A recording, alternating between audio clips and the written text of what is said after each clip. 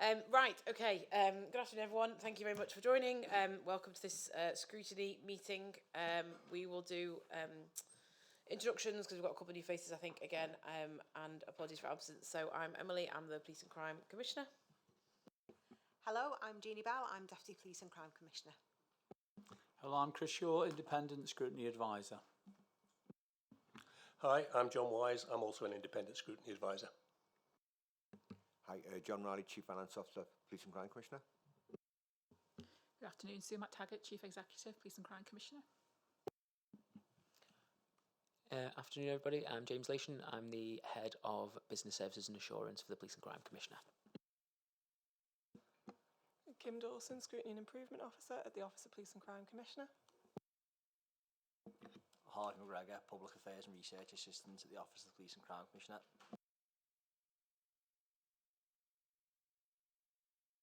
Serena Kennedy, Chief Constable. Good afternoon, everybody. Chris Green, Deputy Chief Constable. Good afternoon, everybody. Assistant Chief Constable Jennifer Wilson, Local Policing, Criminal Justice and Prevention. Good afternoon, Fiona Smith, Head of Performance and Analytics. Afternoon, Keith Dickinson, Director of Resources. Afternoon, Nari Wayne, Head of Investigations, Protecting Vulnerable People. Good afternoon, Mark Wiggins, Chief Superintendent, Head of Response and Resolution. Good afternoon, Jenny Sims, Assistant Chief Constable, People Services. Good afternoon, Chief Superintendent Jonathan Davies, Head of Matrix and Force Operations. Okay, super, thank you. And I think we've just got apologies from Andy Ryan, but I think, Nari, you're going to pick up some of that, aren't you? Yes, so thank you for that. Any other apologies from anyone? I don't think we've got any, have we? No? Okay. Okay, great. Right, moving on then. Action tracker. So there was only one outstanding action, which was from a couple of meetings ago, but we've since had the outcome of the data wash of officers and staff. Chris, are you going to update us on where this got to? Yeah, thanks, Commissioner. So in terms of the results of the data that were reviewed by the National Data Wash team, and we had 2,754 lines of data of interest we returned to the force.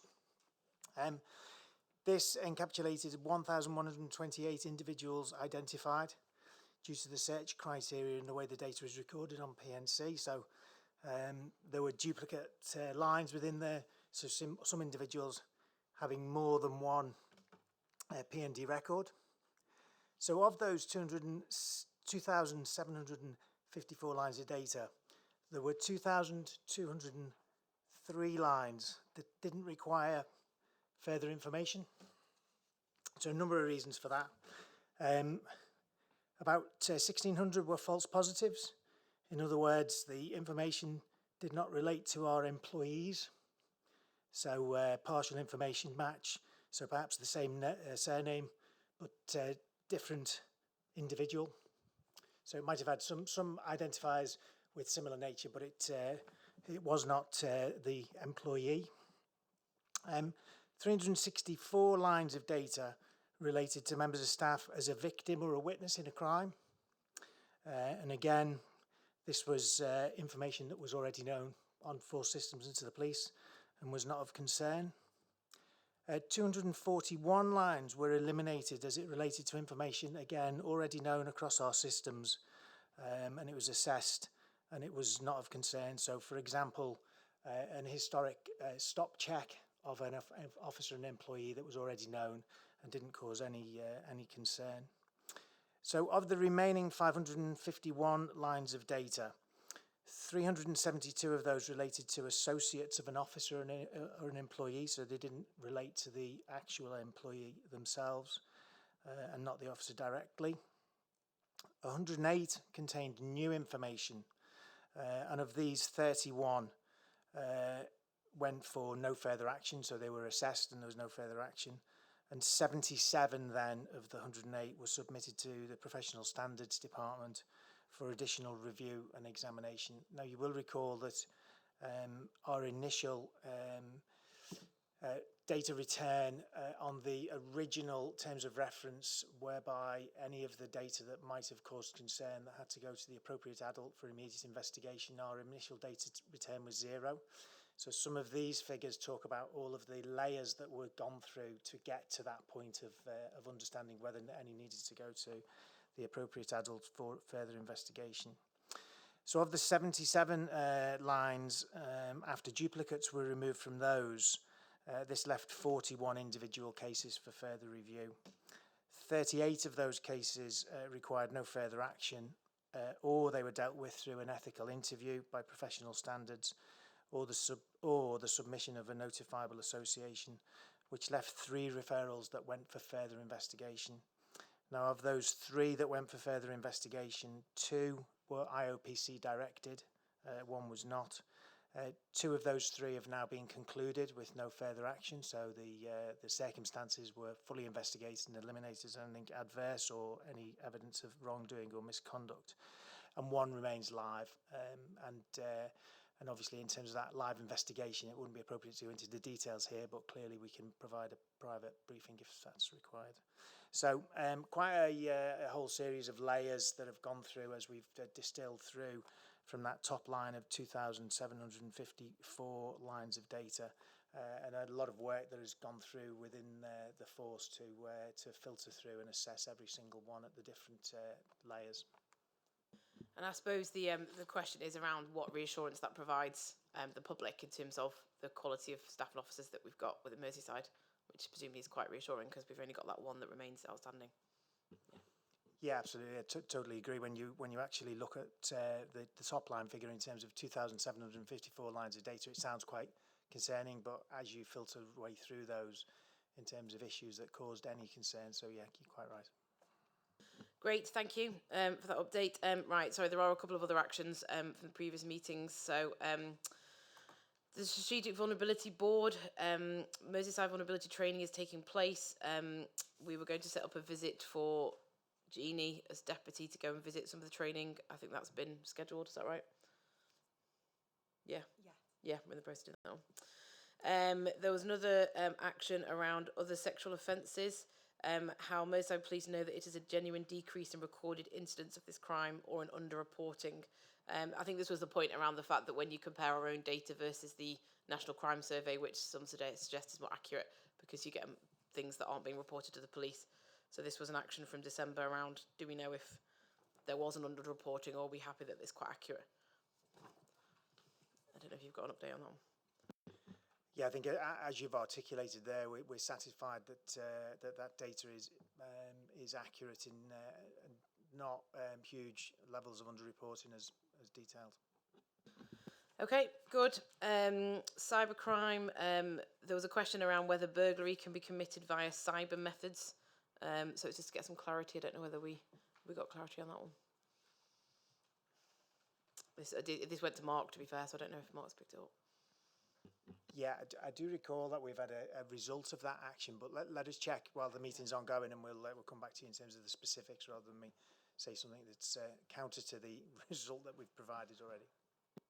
No, that's fine. And then there was an update around the use of slavery trafficking risk orders, but we've had the update on that, haven't we? So the deputy's happy with that one. And then there was just around the complaints, which we talked about at the last meeting, around whether there was any disproportionality in the complaints in terms of staff. Jen, I don't know if you... Commissioner, thank you. So we did do a review between December 23 and February 24, and there were 307 complaints recorded.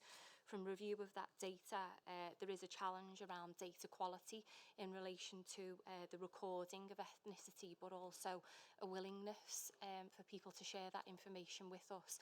I think due to perhaps a lack of understanding of why that data is so important to us. So suffice to say, there are some challenges around the unknown categories, prefer not to say and not stated, which we are doing some work on to try and improve the picture. We're doing lots of work with the Independent Advisory Group to review the scrutiny around complaint handling because we are committed to that continuous improvement and then that engagement work with communities. So that's where I'm going. Great, thank you. Any other questions or any clarifications from the actions or minutes? No? Everyone's happy? Okay. Great. Okay, thank you for that. So we're moving on then to emerging issues. So this is just an opportunity to reflect on anything that's happened since the last meeting. There was a couple of issues that we wanted to flag. John, do you want to flag yours? forget. Yeah, this is in connection with the school attendance, and question is, can you outline the way in which the Merseyside Police deploy schools officers and how they work in partnership with other agencies? Thank you. So we have 25 schools officers across the force that cover 130 high schools. And we have done a review whereby our schools officers now sit within the prevention strand to make sure that there is consistency of briefing and engagement across our schools. The schools are split into clusters, and there is a differential depending upon the category of needs within those schools. So some schools have embedded officers, whereby there is a physical visit almost every week. Other schools receive what's defined as a touch-base option, and then other high schools have the opportunity to have a single point of contact to engage with schools officers as and when needed. Each of our schools officers work really closely with the educational welfare officers to provide support for pupils and address specific supportive interventions, particularly around the topics of knife crime, antisocial behaviour, hate crime and county lines or other emerging issues. We think it's a fantastic opportunity to engage and support young people and build those links within policing.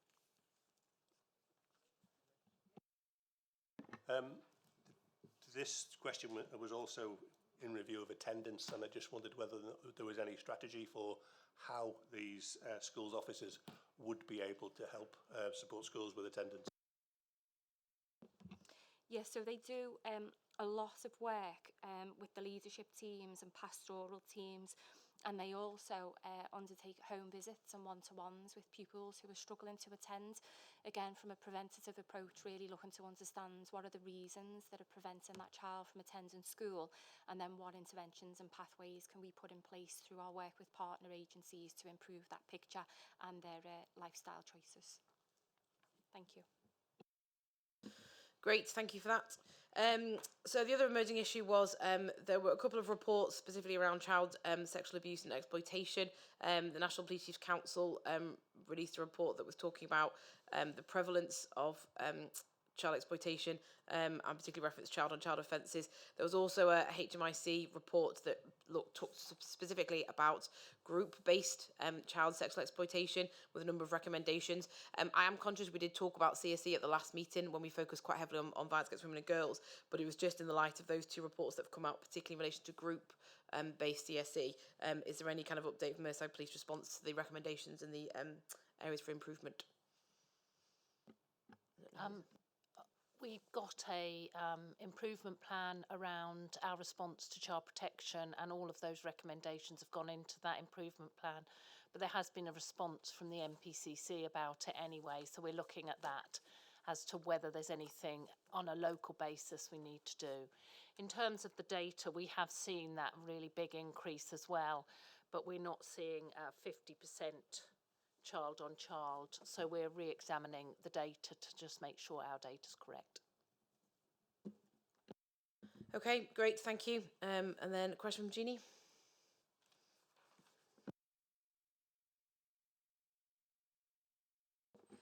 Thank you. So one of the things I wanted to ask was around the plans for implementing and embedding the College of Policing Code of Ethics and Code of Practice for Ethical Policing. And I suppose really it's in relation to that duty of candour, which you know we've all seen and heard quite a lot about around the Hillsborough Families report. Do you want me to take this, Chief? So in terms, thank you, in terms of those clear plans for implementing and embedding the College of Policing Code of Ethics and that Code of Practice for Ethical Policing, the Code of Ethics was launched by the College of Policing on the 24th of January, and on this date we also launched the Call It Out Phase 2, and the aim of this launch was to raise awareness of the understanding of the new code coming into being, and it's been delivered under the just principles that underpin leadership and me. Tracked through the leadership board, a significant piece of work between people services, professional standards and right across the force.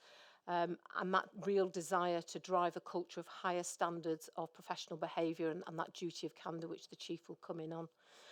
So the Professional Standards Department, working with People Services, has been supported by the Comms and Media team, who've produced a comprehensive package that contains video and also real-life case studies as well. And I'll come on to talk about how that features in our leadership programmes as well.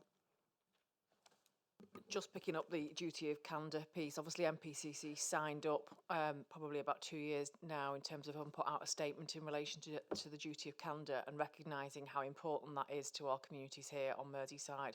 I actually put something separately out as Chief of Merseyside and put that, there was a statement went out from me and went out on our social media accounts about it.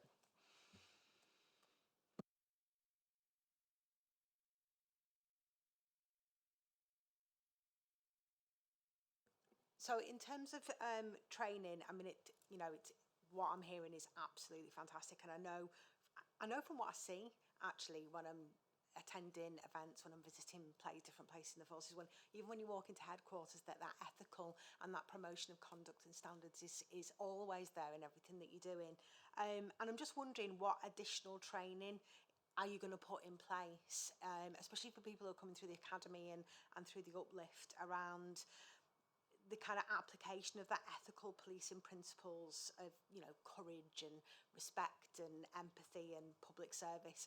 I can see it everywhere when I'm going around force buildings and speaking to you all, but I'd love to know what you're doing in terms of training. So in terms of training, I think it goes back further than training. It's included right from the start of our onboarding processes. So it's there as part of our induction processes. It's embedded there. And then right through all of our programmes within the academy and beyond. It's also there in our force policies. Lisa Kidd is updating that so that it runs right through everything that we do, right from start of the organisation into training, and then when you're out there in the organisation. So it's really, really a huge part of our first line leader and second line leader programme as well, so right across the force. Okay, thank you for that. Just a couple of other emerging issues. Chris, a question about firearms? Yeah, just in light of the recent trends around how discharges of firearms have trended down, we were just wondering whether or not the recent spike in January and February, as to whether or not there were any updates, and also the potential impact that those recent instances will have on the overall numbers and trend. Yeah, I'll take this one, Commissioner. So I suppose starting with some context then in terms of year to date, so financial year to date, we're obviously 3 weeks away from the end of that financial year. So we currently stand on 33 firearms discharges this current year. We had 39 in the last financial year, so that's a 15% reduction this year from a financial year to date point of view. In terms of calendar years, we know, and we spoke many times, in terms of if we look more historically back to 2012, 2013, when we were recording high hundreds, so 125, 103 discharges per year. Those reductions over the last 10, 11, 12 years have been quite significant and quite stark, both in terms of injury discharges as well as non-injury discharges. So the last 3 years we've seen discharges of 49, 43 and 48, and then last year, so 2023, that was down to 23. So the trend line is absolutely in the right direction and fantastic to see, and we know only too well here in Merseyside, and we say often one discharge is one too many. You're quite right in terms of what have we seen since December. So since December we've seen 7 discharges in December, 8 in January, and then 6 in February. There are some specifics in there that are worth just pulling out. So in January, 3 of those discharges related to the one incident at the Showcase Cinema that you're aware of. There is an individual who has been charged in relation to all of those discharges. He has now pleaded guilty and he is awaiting sentence, which is positive. There are a number of other discharges in January. They all go to our dedicated firearms investigation team, and we have a real professional manner in which we deal with every time that a weapon is discharged in this city, and those who choose to do that across our city should be left in no doubt that our ability to respond and investigate and bring people to justice means that if you do discharge a firearm on our streets, then we will do everything in our power, and we do more often than not bring those people to justice. One of the January discharges was in Harropscroft, and again, some fantastic work by the local policing officers who knew the identity of individuals who were in and around that area, who were causing both antisocial and criminal behaviour in that area. They identified them from CCTV within the first 12 hours. Those individuals were hunted down. They were arrested by our fugitive teams, and they have both now been charged and remanded in custody. So again, another example of how swiftly we turn around the investigations when we do unfortunately have a discharge. Moving into the back end of January, there was a further firearms discharge that ended in a fatality. That was the fatality and murder of Peter Hale. And again, an individual has been arrested and charged and is awaiting trial in relation to that. Again, the discharges that we have had through February, there's no significant update that I bring in relation to those investigations at the moment, but they're still all ongoing. And one further one, as we got to the end of February into March, we believe that was a self-inflicted one. So and an individual has been charged in relation. Arrested in relation to that and charged actually. As a result of that uptick that we have seen in those 3 months, we reenacted Operation Miller, which is our enhanced disruption and reassurance plan. So over the last 3 weeks, we've been running at enhanced levels of officers out into the identified risk areas across the city, both from a disruption point of view as well as a reassurance. That's great, thank you. Okay, and then last question from John.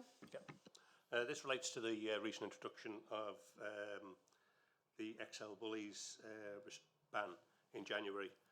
Could you outline the force response to this and any outcomes or issues in the first few months of this ban being in place, please? Thank you. Yes, the force response has been robust and fairly successful so far. It begins with Operation Soho, which is the false name for dealing with the ban on the XL bullies. And if you look at the key dates of the 31st to the 12th, when it became an offence to allow them to stray or to breed them, and then the end of January into the 1st of February when it became the exemption period ended. So they were the key dates we worked to. Our media team has done some exceptional work, firstly externally, in advertising and signposting XL Bully owners to the DEFRA website, which gives clear guidance around getting those exemptions and encouraging those owners to exempt their dogs by following those quite relatively simple, straightforward steps. And we've been encouraged by the numbers that we've been getting through, bearing in mind that the number of XL Bullies is an unknown nationally. Internally, again, a huge amount of work has been done in relation to briefing officers and staff, working through those processes to make sure we highlight risk. We can look at the dog intel report to make sure they are swiftly actioned, and also ensure we have sufficient resources within dogs and other departments to go forward and deal with those. And that's been, again, an encouraging response. And also we've done some work quite innovative. We're the only ones to do it in the country around working with the PDSA and the Dogs Trust in relation to getting their support in dealing with this issue. We have additionality of staff who deal with those graded intel reports to make sure that we action them in a timely manner. And we also have additionality in staff who, over a 12-month period, who will go out, these are DLOs, so dog licensing officers, will go out and make those judgments over whether this is a banned breed or if this is something different, which really then signposts and then assesses our approach. In relation to kennels, we're building 7 kennels at one of our police stations in which to temporarily house them. They won't be there for a long period of time, but that gives us the flexibility to deal with the number of calls. And we've also sourced additional kennels in the northwest and wider. These are covert areas, so I won't talk about where they are, but we have got sufficient now to be dealing with the anticipated spike in seized dogs. We have a Pan-Merseyside service level agreement with all the local authorities. We did fear perhaps stray dogs would be coming to the fore, people getting rid of their XL bullies that way, and that signpost and agrees who's going to deal with those, how we're going to deal with them, and where we're going to keep those stray dogs. We reviewed our intel and internal processes. We've upped our staffing to deal with it, and we've also secured some additional court time. So when we do start getting those appeals in around dogs that have been seized, we can then deal with that again in a timely fashion. So a challenging but a robust response from Merseyside Police. Okay, happy with that response, yeah? Okay, any other emerging issues or anything that wants to flag? No. Okay, great, thank you all for those responses. So we're going to move on now to look at the data dashboard. So this is just our snapshot of where things are in comparison to the previous period. Have we got that up? Yeah. I don't know whether, do you want to highlight key areas or? Thank you, Commissioner. You can see on the dashboard there, total recorded crime is decreased and recorded as green. In the column with the colours, the only two that are shown as an alert position on the dashboard is the percentage of 999 calls answered within 10 seconds. From December, that was 79.9%, and 101 calls answered within 60 seconds in December, that was 31.8%.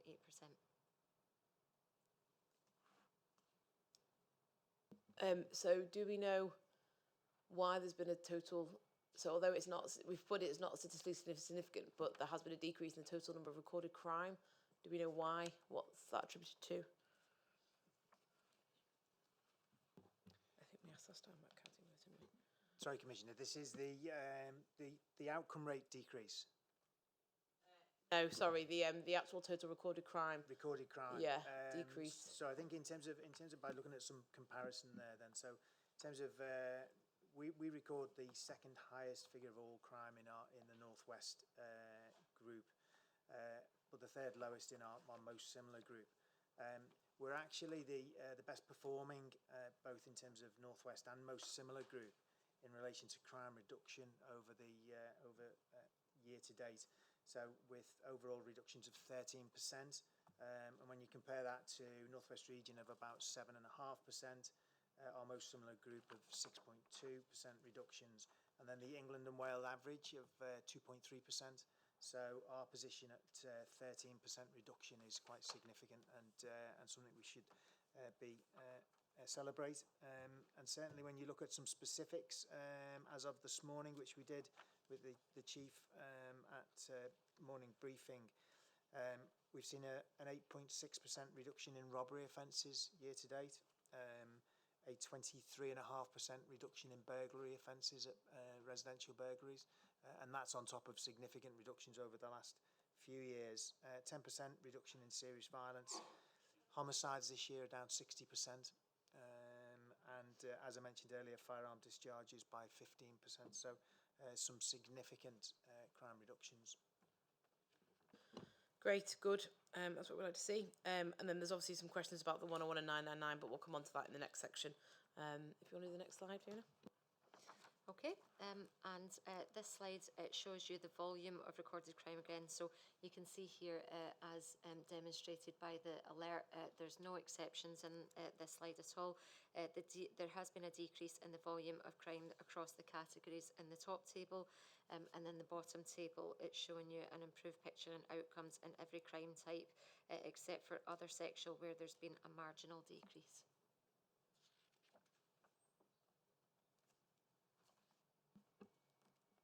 Actually, I think you've answered that question. Just a general question though. But at that time, I think Chris, you were about to say before that where there has been a general decrease in the numbers of overall crimes, why the trend around outcomes hasn't reflected that, please. Yeah, and I think there's something about data lag as well, and looking at specific sort of periods of time. So I know we were looking at all crime. And it was trending down based upon the previous 12 months. But if we look at the data this morning, our fourth year to date for all crime positive outcomes, so detections, is 14.7%. That's up 1.7% from the rate at the end of last year, which was 13%.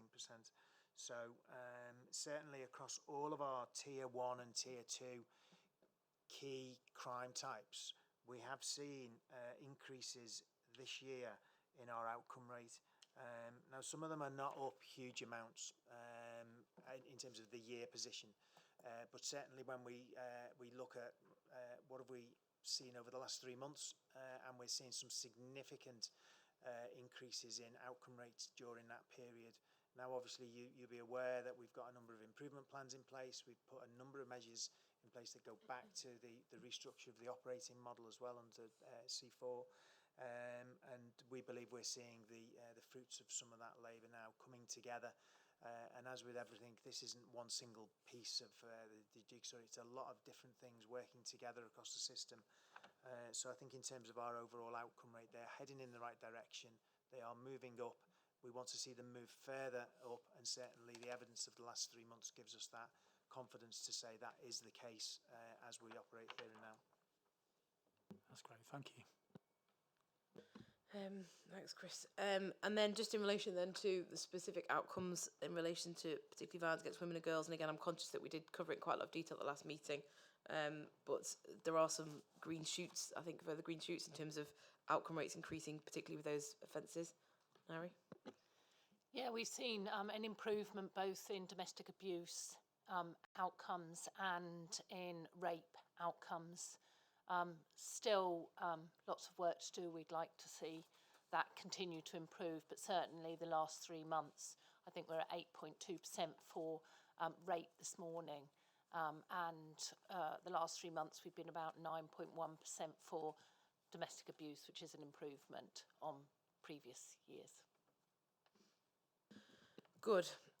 Okay, thank you for that. Any other questions on that slide from anyone? No? Okay, next one. And then finally, for the PCC dashboards, this slide is showing, again, reductions across every crime category. There has been also, of note, a general increase in victim satisfaction, which is at the middle of that table. And then there has been a slight reduction in the number of stop searches since 2022. Okay, good, thank you. Any questions anyone's got on that one? No, I'll put it on. Okay, great, thank you, Fiona, for that. So that's the dashboard. So I think we're moving on now to response and resolution and the 999 calls. Okay, so I'll introduce this slide. This slide shows the BT data on Merseyside's 999 volume and the average time to answer compared to our most similar force, and the data is between January 23 to December 2023. So the times here differ from our own internal data because of the time taken to transfer calls between BT and the force being included in this data. And you can see from the table, Merseyside is ranked 7th out of 7 in our MSF, most similar force, in our average time to answer, and that is consistent over the last 3 months and the last 12 months from up until December. The graph on the right shows the percentage of calls answered within the 10-second target, and that has increased from last month, but is still not meeting the required target of 90%. For this month alone, the average time to answer is actually down at 8.96, which is 7th for MSF and 23rd for national. So is there anything that the other four, I mean, obviously we've seen an improvement in the last few months, which is really welcome, and I know we've spoken about it before in terms of the investment into the call centre. Is there anything that those other forces are doing that we're not, that means that we are sticking near the bottom of those rankings? No, Commissioner, we've been to a number of forces to see what they're doing, and the main issue is around staffing. We've seen the increase in the staff that have gone in the last, since December. And obviously the data there is lagged as well. It takes us up to the end of December. What I can say is if you take January and February's data, we're now up to 3rd in the most similar family, and we were 9th nationally for the 2 combined months. And our average answer time now for the 999 call since the beginning of the calendar year is 6.76 seconds, which also includes the 2 to 3 second lag, which means the staff are really picking up the 999 calls since the 1st of January on average within about 4 seconds, which is a real improvement and a much better service that we want to provide to Merseyside. Great, good. Okay, any other questions on that one? No, next slide. Okay, so this is demonstrating 999 call volume volume and performance.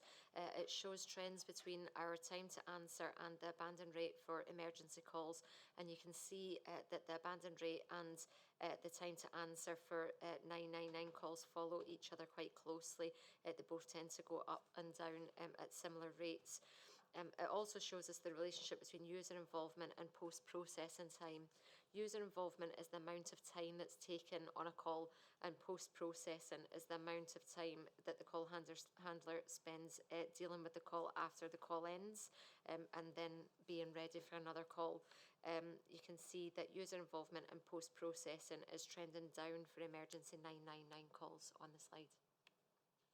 So just in relation to that second bit then, so user involvement, so if we just say that one again, so user involvement is, go on.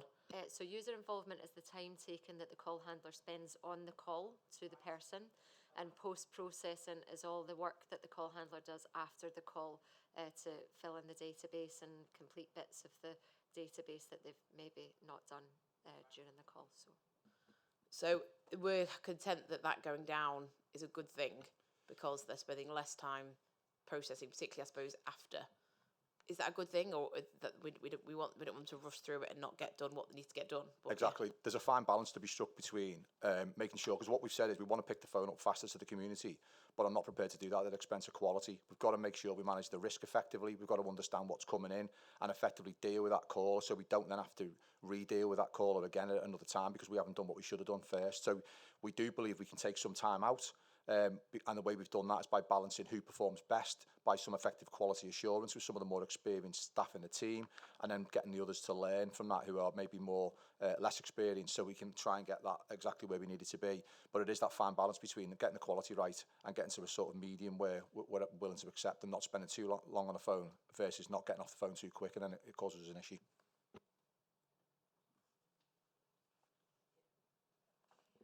Thank you. So that helped me because I'll be honest, I didn't have a clue what user involvement was. I just kind of looked around and I thought, well, if I don't know, probably the general public won't know watching either. So that was really helpful. Just a question, and it kind of relates to what you said previously in terms of staffing being a real issue and a real barrier to being able to get the service where you want it to. So how are you addressing that particular problem? And I know it's complicated, but if you can just give us a bit of an overview, that would be great.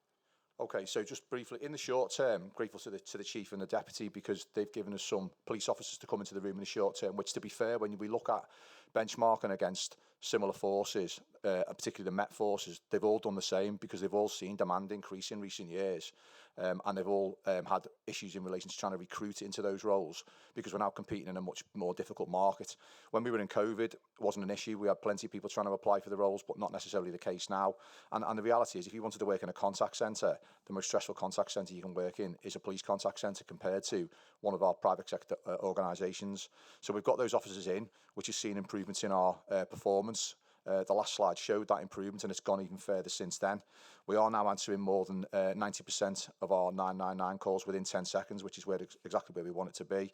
And there is a planned programme of work in place to increase the number of police support staff, call handlers coming in. So we had 15 join us on the 2nd of January, who are 2 weeks away from finalising their training, who will go into the room and be independent. There's another 8 starting with us next Monday. And then we've got a programme in place for 3 more intakes during the rest of the year, of which we've now taken on, or we're now working alongside an organisation called ADICO, who are a recruitment agency, who have already, in the first couple of weeks of opening the new recruitment campaign for July, seen more people applying than we've seen in the recent years, which hopefully will be a positive and take us right the way through to effectively employing them, which is what we want. And then we can return the police officers then from the room in the summertime back out operationally.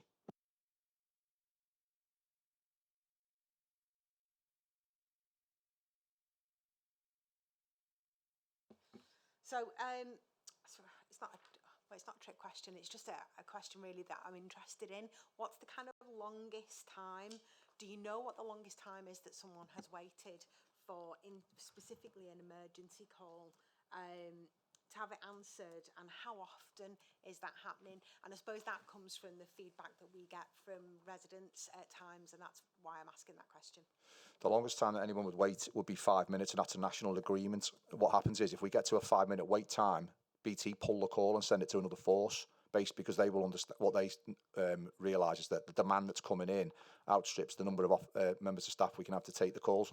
So there is a national, what we call a PEX agreement, an emergency services agreement, where after 5 minutes they'll pull the call, send it to another force, who will then take the call, deal with a member of the public, and then ring us back on a different line, which gets more priority, so that we can make sure we send that calls for officers out to that call for service. Likewise, going back the other way, we also have calls coming in from other forces. So if they get pulled from another force, we will take calls from them. So when you actually look at our longest data, you'll find that's generally from another force, because they've already been waiting 5 minutes before they come into us in terms of our data. So it's usually 5 minutes where it will get pulled and go somewhere else. Thank you so much for that. That's really reassuring, actually, and I think that's definitely given me a better understanding of how that system works. Thank you.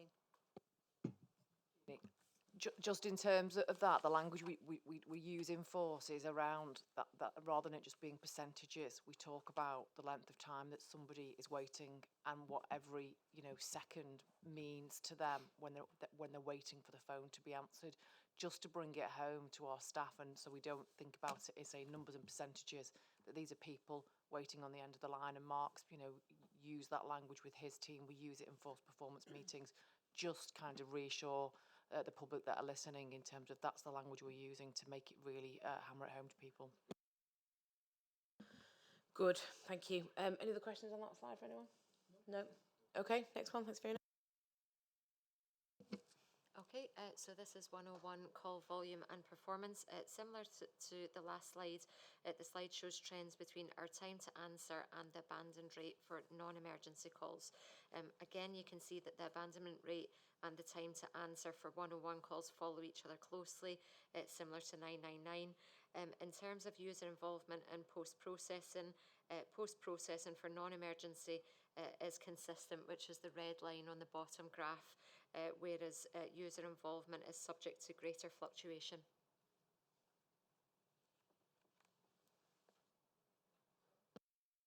Okay, yeah. I have a number of questions surrounding this. I'll ask them each in turn to give you a chance to respond. For people watching, can you explain in more detail what non-emergency calls are? Yeah, the non-emergency calls are those calls that come through to the force, which generally come through on the 101 national line. And they are risk assessed based on the threat and the harm that could be caused to the person who's making the call. So generally, if a job is a non-emergency call, it requires a less quick response, shall we say, a slower response than an emergency call would require, due to the fact that the call handler has already identified the risk. Now, sometimes you will find that if people ring on 101, the call actually is an emergency, and sometimes you'll have people who say they don't want to bother us and ring 999 because they think the system's there for people really in need. We will educate people to make sure that they know that if the same situation were to reoccur, and we felt it was an emergency call, we would tell them so that they can use the 999 line. Likewise, you have people who ring the 999 line who it's not really it's not an emergency. So we re-educate some forces who do that on a 999 line. We'll tell them to put the phone down and ring back. We just think that's an absolute waste of time, and we want to give our community the best service possible. So we will deal with the call, educate them, and make sure they get the best service that they possibly can. A follow-up to that, and it leads on quite nicely, is about the service level agreement to answer these calls. Could you explain a little bit about what that is, please? Yeah, so similar to the emergency calls, our SLA, or our service level agreement, is for us to answer 90% of those calls within 60 seconds. As opposed to the emergency calls, which is 90% within 10 seconds.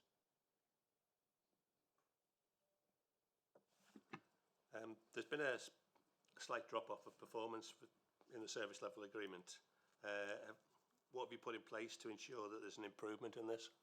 Yeah, I think I'd refer to the same answer that I gave earlier in relation to emergency calls, that we've seen the same issues in relation to levels of staffing, and we've, as I said, put the additional officers into there for the short term with a view to improving our recruitment. And there's also a performance improvement plan in place, which I am held to account for by the deputy at his performance improvement board.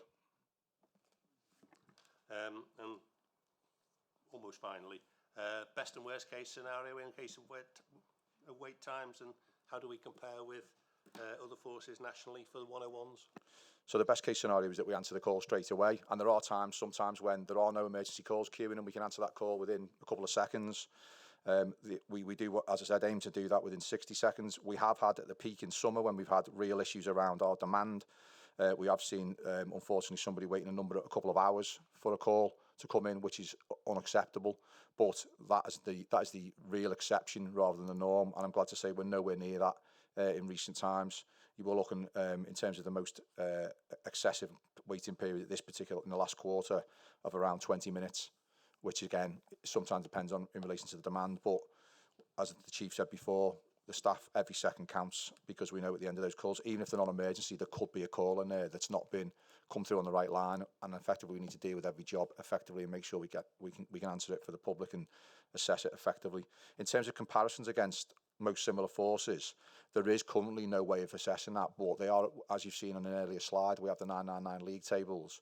There will be, probably in about May to June, there will be a national 101 league table that will come out, and that will help us to assess ourselves against other forces more effectively.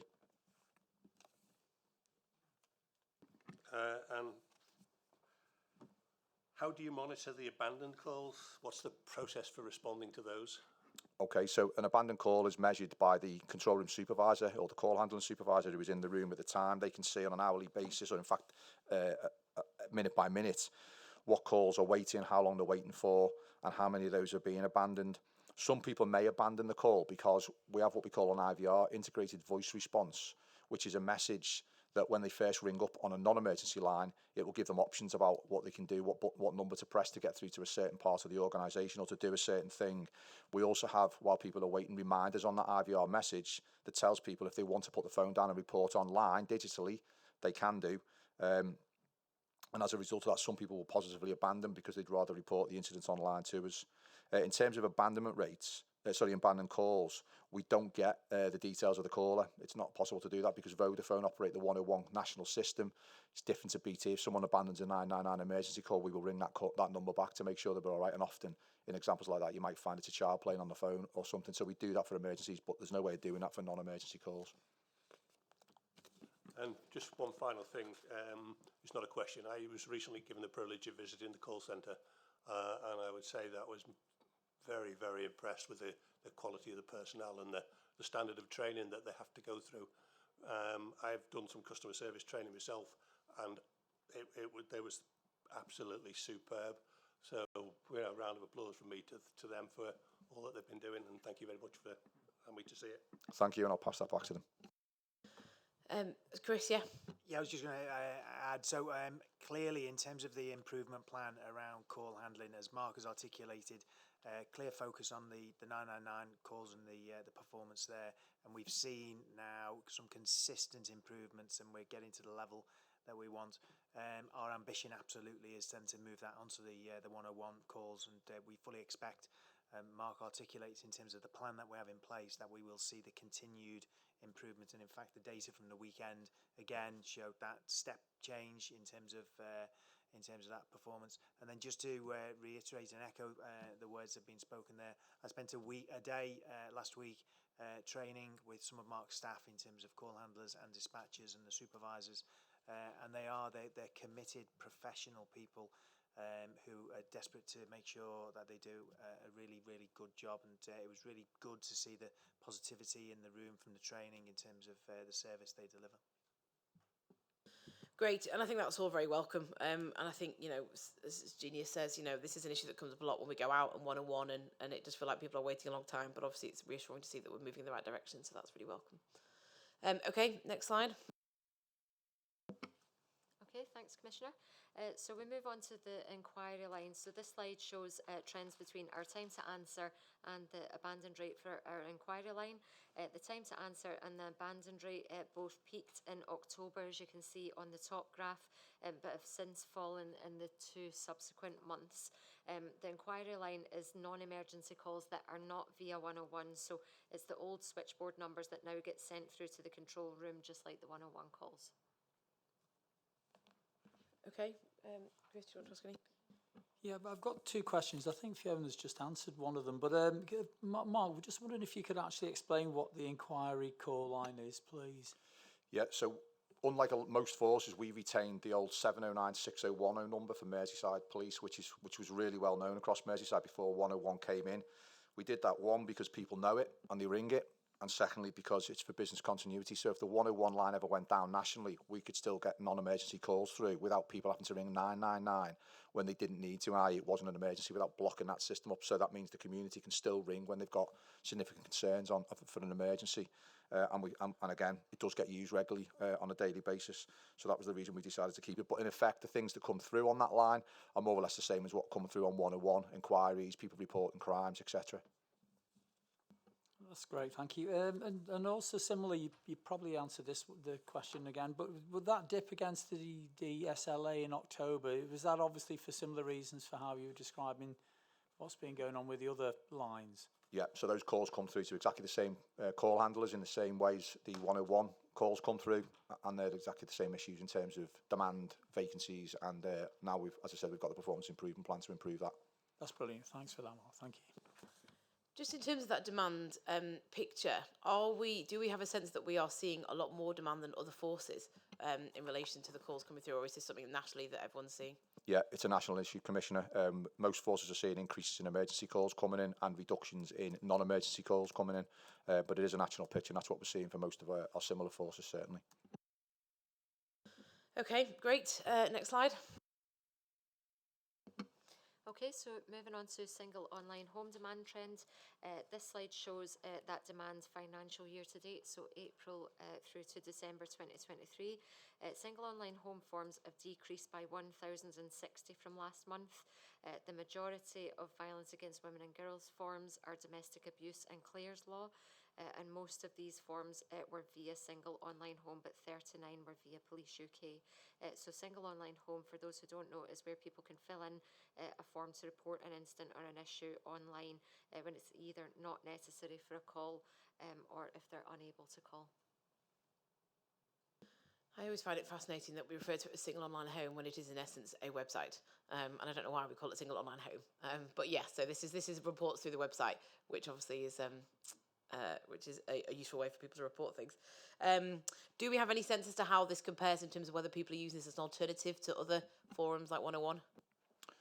I think what we would say is we've got two things going on there, Commissioner. So the first one is that some people report online now that maybe in the past have used 101 because people are just more savvy and used to using it. So that's known as channel shift. But we do know that we have people who would never have reported their issue at all if single online home wasn't available. And we know that because we ask them a short series of questions as part of a survey, and there are a number of people who will say, without the ability to report online, I would never have reported it to you. Some people just don't want to speak to the police because they're just not confident enough to do so, so they'd rather report. And because we've opened up channels now where we can report more and more types of crime, some serious types of crime, including the likes of rape and sexual assault and serious violence, more people are coming forward to be able to report those incidents that perhaps wouldn't have in the past, so it's a good thing.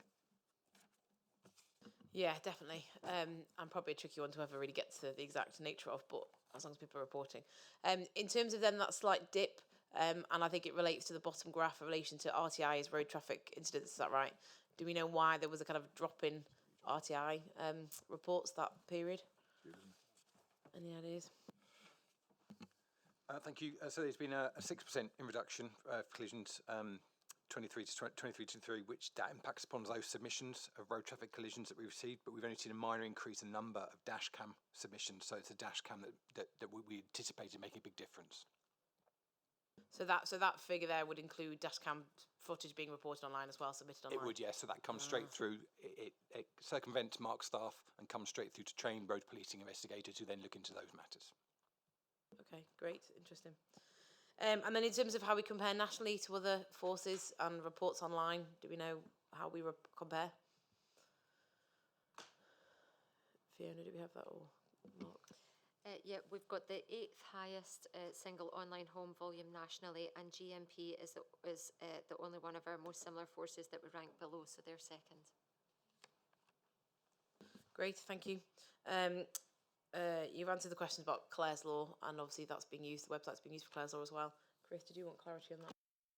Yeah, please. I just want, with Clare's Law, are female perpetrators captured on the register as well? Yeah, I mean, Clare's Law it's not gender specific, so anyone who requests a Clare's Law disclosure will look at what we know and will disclose or not, depending on what we have in the records. But if it's a male asking around about his female partner, it's exactly the same as someone asking same gender. It's just about the partner, not about the gender. That's great, thanks, Neri. And also, Neri, do you need to have a conviction or that surrounding information around what makes you not eligible, but to be on the, is that a black and white concrete thing around a conviction, is it? It's not, no, it's not black and white about conviction. It's about volume. There's a number of factors that are taken into account in terms of whether we perceive that that person could be a threat or a risk. Lovely, thank you. Thanks. And I think it's worth highlighting as well, this was one of the areas that came up in the HMIC peel inspection in terms of an area for improvement, wasn't it? So I think we talked about it last time, but I don't know if there's anything to add in terms of progress around how we're responding to Claire's law. No, it's we're looking now at automation to try and speed things up. We have had a week of disclosures where people who we hadn't managed to trace them, we concentrated and have got rid of quite a few of them.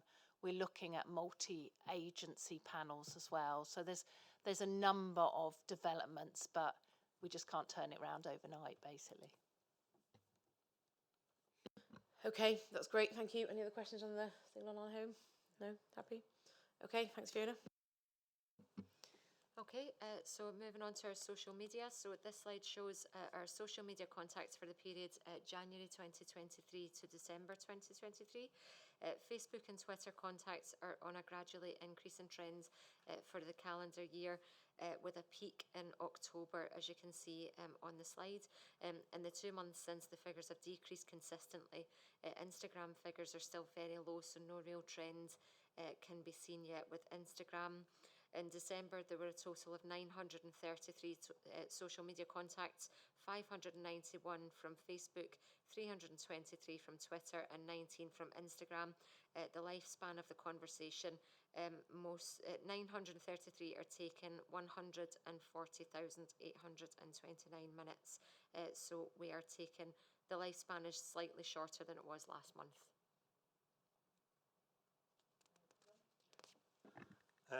What are the key themes that are reported through the social media channels?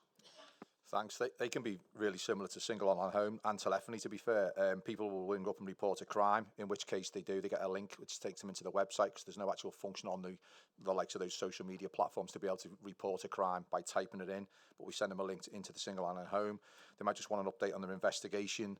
They might want to provide us information or intelligence about something that's taken place in their community or that they've seen, or they might simply just want to ask us a question about what's happened in their area and why they see police officers or the force helicopter up. Quite often, it's not a query, just like in the telephony, it's not a query for the police, in which case we signpost effectively to the right agency so we don't just leave people hanging and they don't know what to do. But they're the key themes. Do you think the increase in using social media is because of new demand, or do you think it's people changing the way they report to Merseyside Police? I think, again, similar to single online home, it's very similar. I think we've got some channel shift where people are now using social media to report stuff rather than coming in on the telephone. I also think we've got people who, again, are starting to, now we've got the availability over recent years to report stuff that wouldn't have rung us up, similar to single online home. Would it be fair to say there's a shift, so the decrease in single online home is attributed to the increase in social media reporting, so that people are becoming more familiar with one and using that in preference to the website? No, I don't think so. I think it's more seasonal. If you look at the two slides together, that might show a long-term upward trend, but actually if you compare the summer months to November, December, you'll see there's a reduction in November, December compared to those months, and that's exactly what happens in single online home and exactly what happens in relation to telephony. Now, we get a bit of a blip in October because that's what we call our mischief night Halloween period, where we get some more, and bonfire night, where we get a bit more antisocial behaviour, so you will get more reports in that month, but generally from summer to the winter period we do see a reduction in telephony, single online home and social media, simply because there are less people out on the streets because of the darker nights, and therefore people report things to us a lot less because they don't see things taking place. Okay, any other questions about the social media? No. Okay, thank you. Next one. Okay, so moving on to our staffing and vacancies in call handling. This is our latest establishment figures for contact and dispatch resolution team within the Force Contact Centre.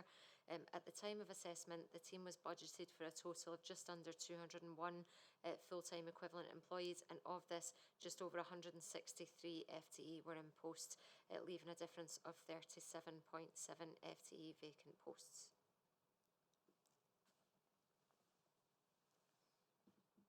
Okay, I don't know if, Mark, you want to add anything in terms of those challenges around recruitment, which I know you've already alluded to, but in terms of filling the vacancies? Nothing beyond what I've said, really, Commissioner. There's a plan in place for the rest of the year to make sure we improve them, and obviously since this was produced, we've already got some new staff in there who are currently in training, which is a positive.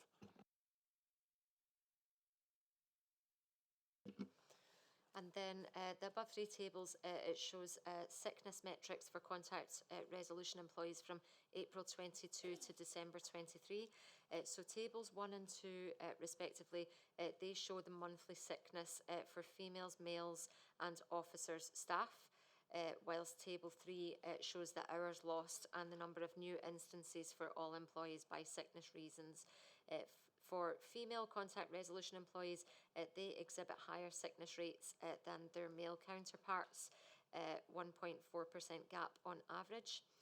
From January to August, that trend was temporarily reversed, but since then female sickness rates have again consistently exceeded male sickness rates. December sickness was the second highest in the time period, exceeding 10%, and only behind the July 22 when female sickness rates were at an all-time high of 14.7%.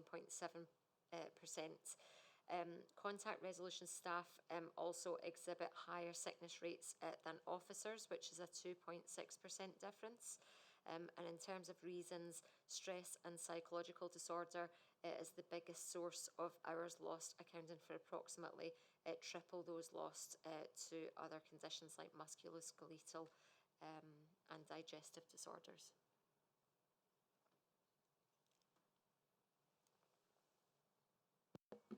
Thanks. I'm going to ask just a couple of questions, really, if that's okay, around wellbeing. I have to say before I ask them as well that I think your wider wellbeing offer right across the force is excellent. Having visited quite a few places and quite a few different areas, you know, even the small things like your wellbeing rooms, you know, they are so, I would imagine they are incredibly useful when you are working in high-pressured environments, to have somewhere where you can just go and take a time out and take a moment to decompress from what you're dealing with. I imagine that must be invaluable. And not to make light of it, but the St Anne Street is the new inspiration for my redecoration of my living room. Outstanding. It's gorgeous, absolutely gorgeous. But kind of to get us back in track, I think one of the things I was interested in was that difference between male and female sickness rates. And I'm wondering if you've got, you know, do you know why that might be, what the cause of that might be? And also, and I'm asking this because it's coming up more and more at the moment, and I know you do some work around it. So I've seen the Menopause Cafe on the internet coming through, and the adverts for that, which I think is absolutely brilliant. And you're looking at attracting a more diverse workforce, especially around your PCSOs in terms of age range. So what are you doing to support women who may be going through the menopause in the workplace? Hope that wasn't too rambly. No, not at all. Okay, so firstly, I think if we just take it back to call handling, I do think the high rates for female sickness in call handling reflects the force picture as you've just articulated there. So that's nothing new. We are doing a lot of work around the long-term sickness cases and really working with those individuals and putting the relevant support in place. In terms of what we are doing for people across the board, we've got a comprehensive wellbeing programme in place. We monitor progress for that through the police covenant meeting, both the clinical side and the wellbeing side. So we've got a comprehensive programme in place through the occupational health unit. We've got an EAP, an employer assistance programme, which also includes additional support for people experiencing menopause. You can access services there through our employee assistance programme. We also have drop-in centres at the occupational health unit, and they are really relevant and tied into the results that we're getting both through our people partner but also through our force-wide staff survey as well. Any themes that we're picking up there, we can break down those themes on a gender basis as well, which gives us some really rich information as to where we want to target our resources. We're also doing a lot of work with strands. We're doing focus groups, so independent focus groups. So we're pulling out themes from that, which then influences our programme of work through police covenants in terms of the clinical side, but also the non-clinical side as well. We've just had International Women's Day, where we've had a huge programme of events there themed around things that people have told us that they want included in there. So we've got a huge amount. We've got drop-in centres, we've got peer support networks, we've got people on maternity leave, where we've got keeping in touch days. We could go on. We've got a huge programme of work there, but really focused on keeping people well and preventing people from feeling that they need to go sick, because we're picking it up early and putting that support in place where we can. So that's fascinating. So just to make sure that I'm getting this right, a lot of the strands of work that you're doing is based on the feedback from the actual, employees on what they want and what they want to see. And I'm seeing nodding heads. That's brilliant, because I think sometimes it's very easy for people to say, I think this is what my workforce needs. But I really like the approach that you're taking in asking your workforce what they need and then responding to that. I think that's really commendable. Thank you. Okay, any other questions on the sickness? Can I just go back one, because sorry, there was a couple of things that I was going to just pick up on in terms of the vacancies. So in terms of, Mark, what you were saying about the 30 officers that have been posted in, are they included in that slide, or are they additional? They are additional, thanks. Okay, and then in terms of, so 37, but we've got additional 30. Right, okay. I'm just trying to understand the slide. Okay, that's fine. Okay, that's fine. I think, is that the last one in this section then? Yeah, okay. So if we just take a quick 5-10 minute break now, and then we'll come back for the second half of this shortly. Thanks.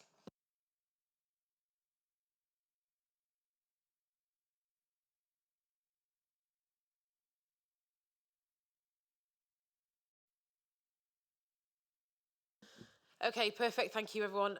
Welcome back. So we're moving on now then to the response section. So Fiona, over to you.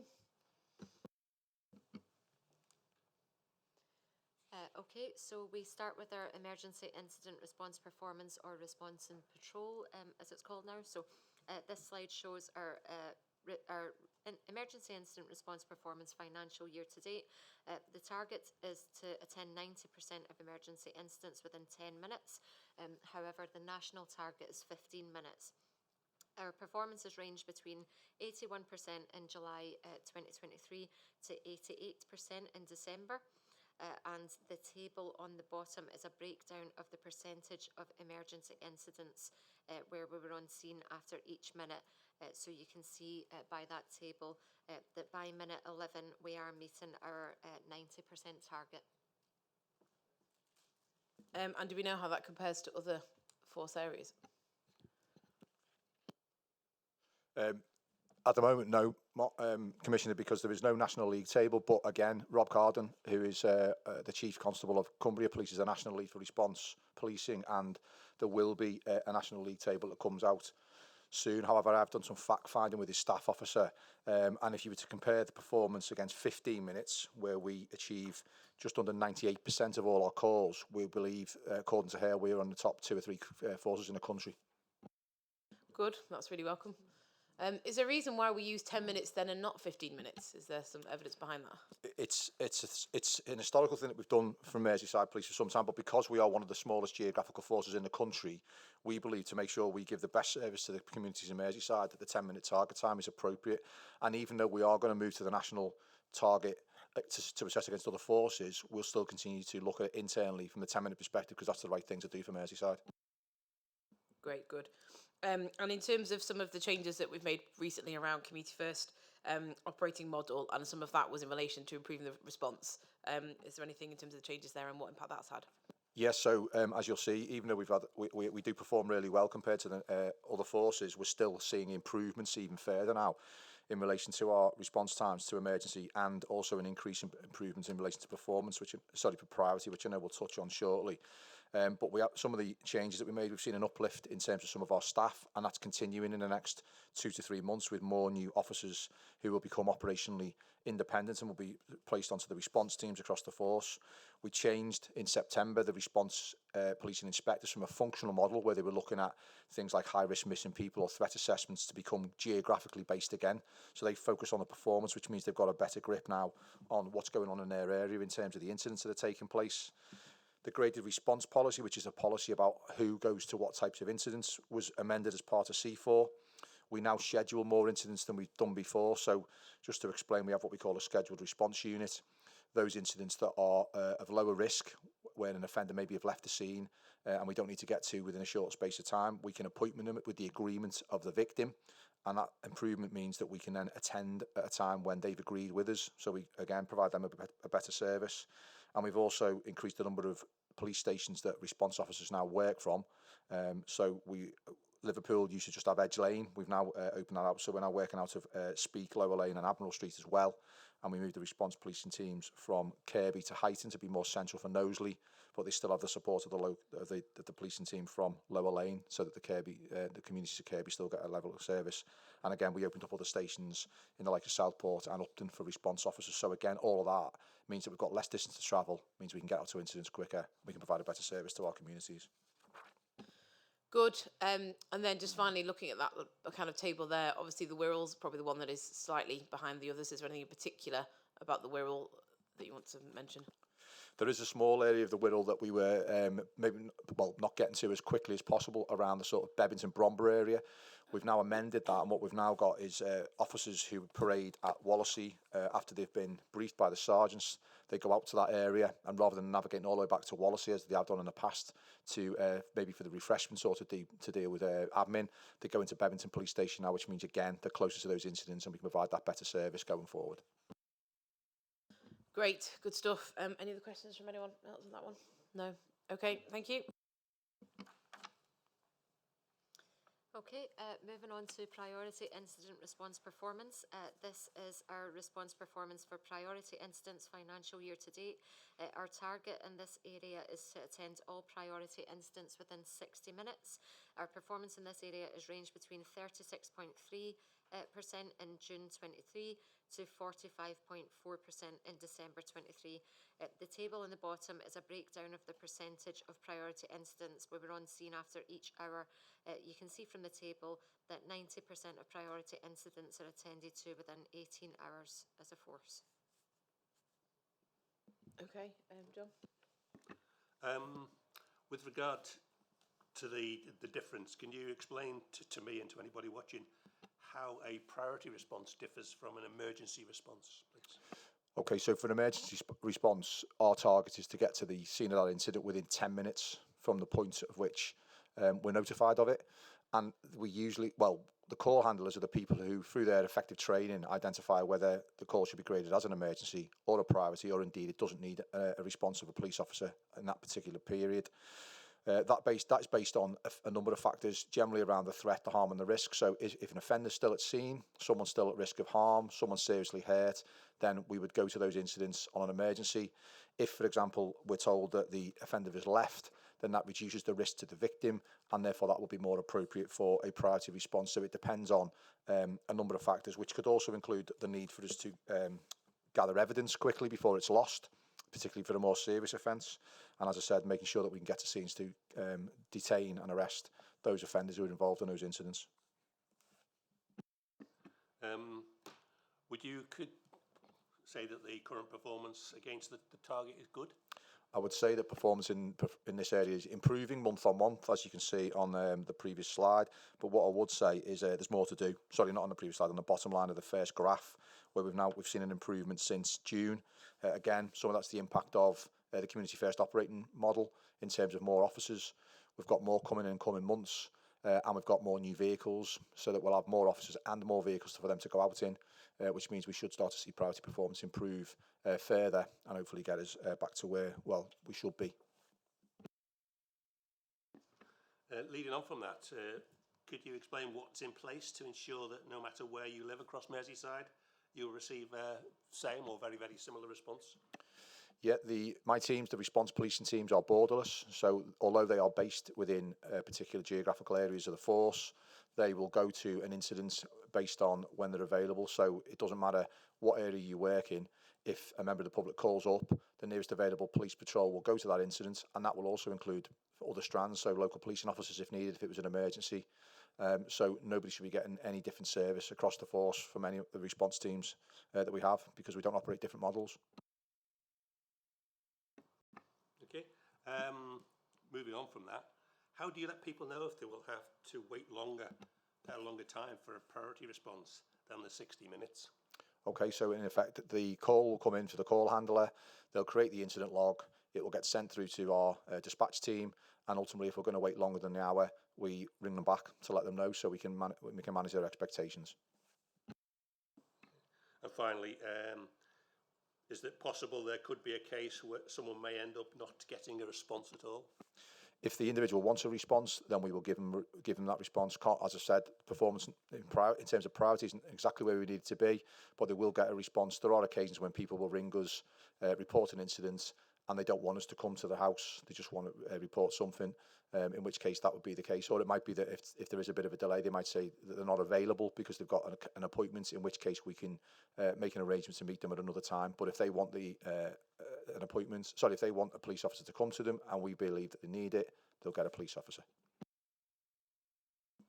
Just follow on from that then, in terms of if they say, if you can't come in the next hour, come back tomorrow or whatever it might be, that presumably gets referred over then to the scheduled team. Are they still captured in this data, or would that then move over to sit with the scheduled team response times? The actual data would still fit in the priority, because we need to assess whether whether we've answered or we've responded to the incident within the hour. If after that time they said, well, I want an appointment, it would still have already sat in this and already impacted on this data that you see here, and then it would get moved across to the scheduled unit if that was what the individual wanted, because that was the best for them. So it's possible then that where you've got people who've been waiting for 18 hours, some of that is because they rang up hoping for an hour response, but then actually said, come back tomorrow, and that's why it's ended up being 18 hours later, for example. That's exactly right. We had a question from the public around, well, it was particularly around cycle lanes and active transport strategy, because we were obviously going to move on to talk about road safety shortly. But there was a question here about the impact it has when roads are closed, and particularly in this instance, what impact does that have on officers, and knowing how to avoid those incidents and be able to increase their, not be affected by response times. So I suppose the question is, are there any systems in place to enable first responders to have that early knowledge so that alternative routes are available to get them to where they need to get to? Yep, because all the dispatch teams who control which officers go to which incidents are based in 2 sites. They've all got situational awareness of each other. So if we have an incident where a serious incident, or I don't know, there was an engineering issue, for example, the water board had to close the road, that would be able to go out. That would go out across our all of the teams, because we do get information from them, and particularly if it was a long closure for a particular period. So, like for example, let's say the Birkenhead tunnel was shut overnight. They would report that to us. We would make sure all the officers are aware of that, so they could go via the Wallasey tunnel, and that would be the same for most of the major roadworks across the county. So they can plan that into their journey rather than getting to that site and realising they've got to turn around and go sort of a longer route. Great. Okay, thanks for that. Okay, any other questions on the priority response? I am conscious that we've touched on the scheduled response, but we haven't got a slide for this one, so it might be one that we come back to in the future meeting, if that's all right, to look at the response times for scheduled teams as well. But Fiona? Thank you, Commissioner. So moving on to staffing and vacancies in incident response. So this is the latest establishment figures for response and patrol team. As you can see, at the time of assessment, the RMP team was budgeted for a total of 885 full-time equivalent employees, and of this, 797.47 FTE equivalent were in post. That leaves a difference of 87.53 FTE. Just a note that probationer constables are students on their training carousel and are not substantively posted. They provide short-term resilience whilst they gain competence. So we did have some confusion around this slide in terms of what it's actually showing, particularly because as part of uplift, we shouldn't have those vacancies. So the 64 are probation or constables, so they're not actually, if they're not actually budgeted for, does that mean we have more vacancies than the 87? Go on. No, because we had another intake, Commissioner, on the 12th of February into response, so that figure's moved on since then. We've actually got 106 in total at the moment when you factor in those probationers, but we've got another 45 landing on response in April, and another 42 landing 3 weeks later on the 3rd of May, followed by 8 transferees coming into the force within the same time period as well. So when you actually look at it, we have got more officers than we had the same time last year. It's obviously because uplift makes that look more stark, but I can reassure you, we've got more officers in response teams than we did have 12 months ago or even in September. And obviously those vacancies that we're getting will be filled, or not completely, but more or less filled. I think we'll have 19 vacancies in response by the 13th of May, which is really positive. Chief, did you want to come in on that? No, Mark's answered it. The probation constables sit on people's services until they get posted, so they're in addition. Because I think it just appears on there that you're suggesting that they're filling the vacancies, but they're not actually filling the vacancies because they're a temporary. So you do technically have 150 vacancies, but obviously some of that is being offset by the probation and constables. Right, okay. Okay, good. Any other questions from anyone on that one? No? Okay. So moving on to staff and vacancies in instant response in a bit more detail. This is the latest establishment figures for the scheduled resolution unit. As you can see, at the time of assessment, the SRU was budgeted for a total of 225 full-time equivalent employees, and of this, 175.18 FTE were in post, leaving a difference of 49.82 FTE. So again, is this a similar situation in terms of as uplift is coming through that you should see that fill up? That's correct, Commissioner. So again, there's another 23 officers going into the team between the 2 intakes in April and May, and that will only leave at this time, as I say today, 20 full-time equivalent vacancies. So again, they will fill up as we go through the year. But again, that means that is a lot more officers. Even now, as I sit here today, it's more officers than we had same time in September. And then in terms of, so when they are on this sheet as a fully posted constable officer, that presumably means that they've completed any of the academic, for example, so they're not going to be pulled out to go and do degrees work, which I know is some of the challenges we have with probation constables. No, some of these will still go back to university. So these are officers who've finished their training, gone through the carousels, been permanently posted to us, but some of them will have to be abstracted or will be abstracted and will go back to university to carry out the rest of their degree. So there's still going to be pressures even with the kind of increased numbers of people being moved out for other things, yeah, okay. Okay, any other questions from anyone on that one? No? Okay, thank you. Okay, so moving on to emergency instant response team sickness. The above 4 tables, it shows sickness rates by sex as well as hours lost and instances by reason for air and RMP. So the restructuring of those teams, it causes some difficulty in providing a continuous sickness trends picture for the purposes of this meeting. The last 3 months of emergency instant response team and the first 3 months of R&P rates, so the greyed out part, they're heavily skewed by employees gradually migrating onto the system. So longer term sicknesses carrying over, delays in new postings being updated, as are the averages, so especially for R&P. What can be said from this data, however, is that as with contact resolution, female sickness rates have generally exceeded male sickness rates by approximately 1.2% on average. Stress and psychological disorders are again the primary reasons for the sickness, accounting for the most hours lost both before and after the transition. Disregarding blank, miscellaneous and other reasons, which we've had some historically quite difficult data quality issues with them. It has significantly improved in the last 12 months, but injury on duty is the second most significant reason, but still only accounted for a third as many hours lost as stress and psychological disorders before the transition.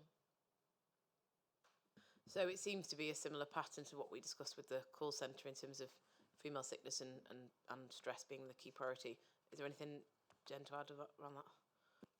No, I think it's as we've discussed already, the right support's in place, the right case management's in place through the people partners. So we do it on an individual basis, but also if there's any themes, trends, people partner works with the Strand lead to make sure the appropriate interventions are in place. I don't know if it's worth just reflecting. Obviously, there was an internal staff survey which did reflect response for having particular challenges around some of that. And I know there's a lot of work being done. I don't know if you want to just reflect on some of that, particularly for the response strand.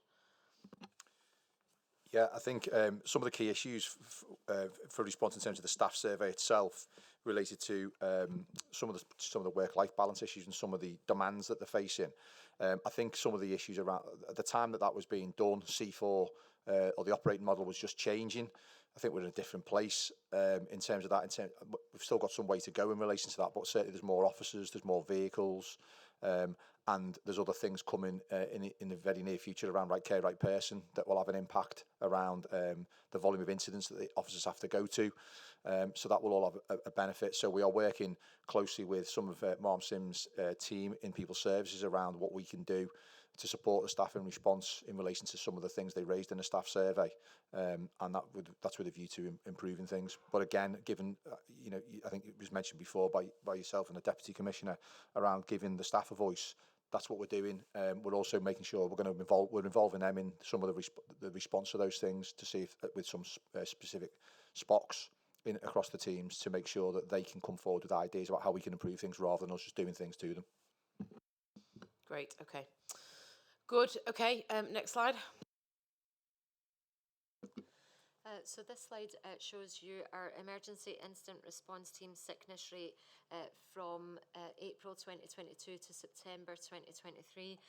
Nothing really by exception on this slide or the next one, which is Liverpool area. We just couldn't fit them all in the same slides, but essentially it's telling you that there's no local policing area that particularly stands out. All of them as of September 23 stood at between 4 and 6% sickness rate. So, yeah. Just out of interest, in comparison to the other areas, there was a spike in St Helens, which seemed to be around it's the August, September, and it's kind of out of sync with the others where the sicknesses levels are going down, and then St Helens seems to be a little bit of an outlier. Just wondering, was there a bug going around, or was there something specific, or was it just a completely random thing? I think it was just completely random. What would also say is because St Helens, in terms of pro rata, because of where our officers are based on the amount of crime and antisocial behaviour we have slightly smaller teams in some of the areas. So 1 or 2 people being off would have a much starker contrast in terms of a volume and percentage, as opposed to if you looked at it in terms of numbers. So I think that might well have an impact on it as well, but there's no specific reason as to why that bumped up there in August. Okay, thank you. Next one. Okay, so looking at other sickness, this is instant response in regards to other sickness. So again, female response and resolution other employees exhibit considerably higher sickness rates than their male counterparts, with an average gap of 1.7%. December 23 saw a particularly dramatic female sickness rate spike to 19.4%, which is considerable, even though 12 to 15% range sickness were not uncommon in this demographic group. The overall average sickness rate for R&R Other is 9.2%, which is the highest out of the 3 RR sections. So 8.5% for contact resolution, 5.4 to 5.9 for AIRT and RMP. Due to historically low staff numbers, their sickness rates are highly variable, which is why we've got a large gap. So I think when you're looking at this data, it's about not overestimating the importance of those gaps here, I guess, is the caveat that I would put on this slide. And again, I guess similar comments to previous slides in terms of the challenges and what's in place, yeah.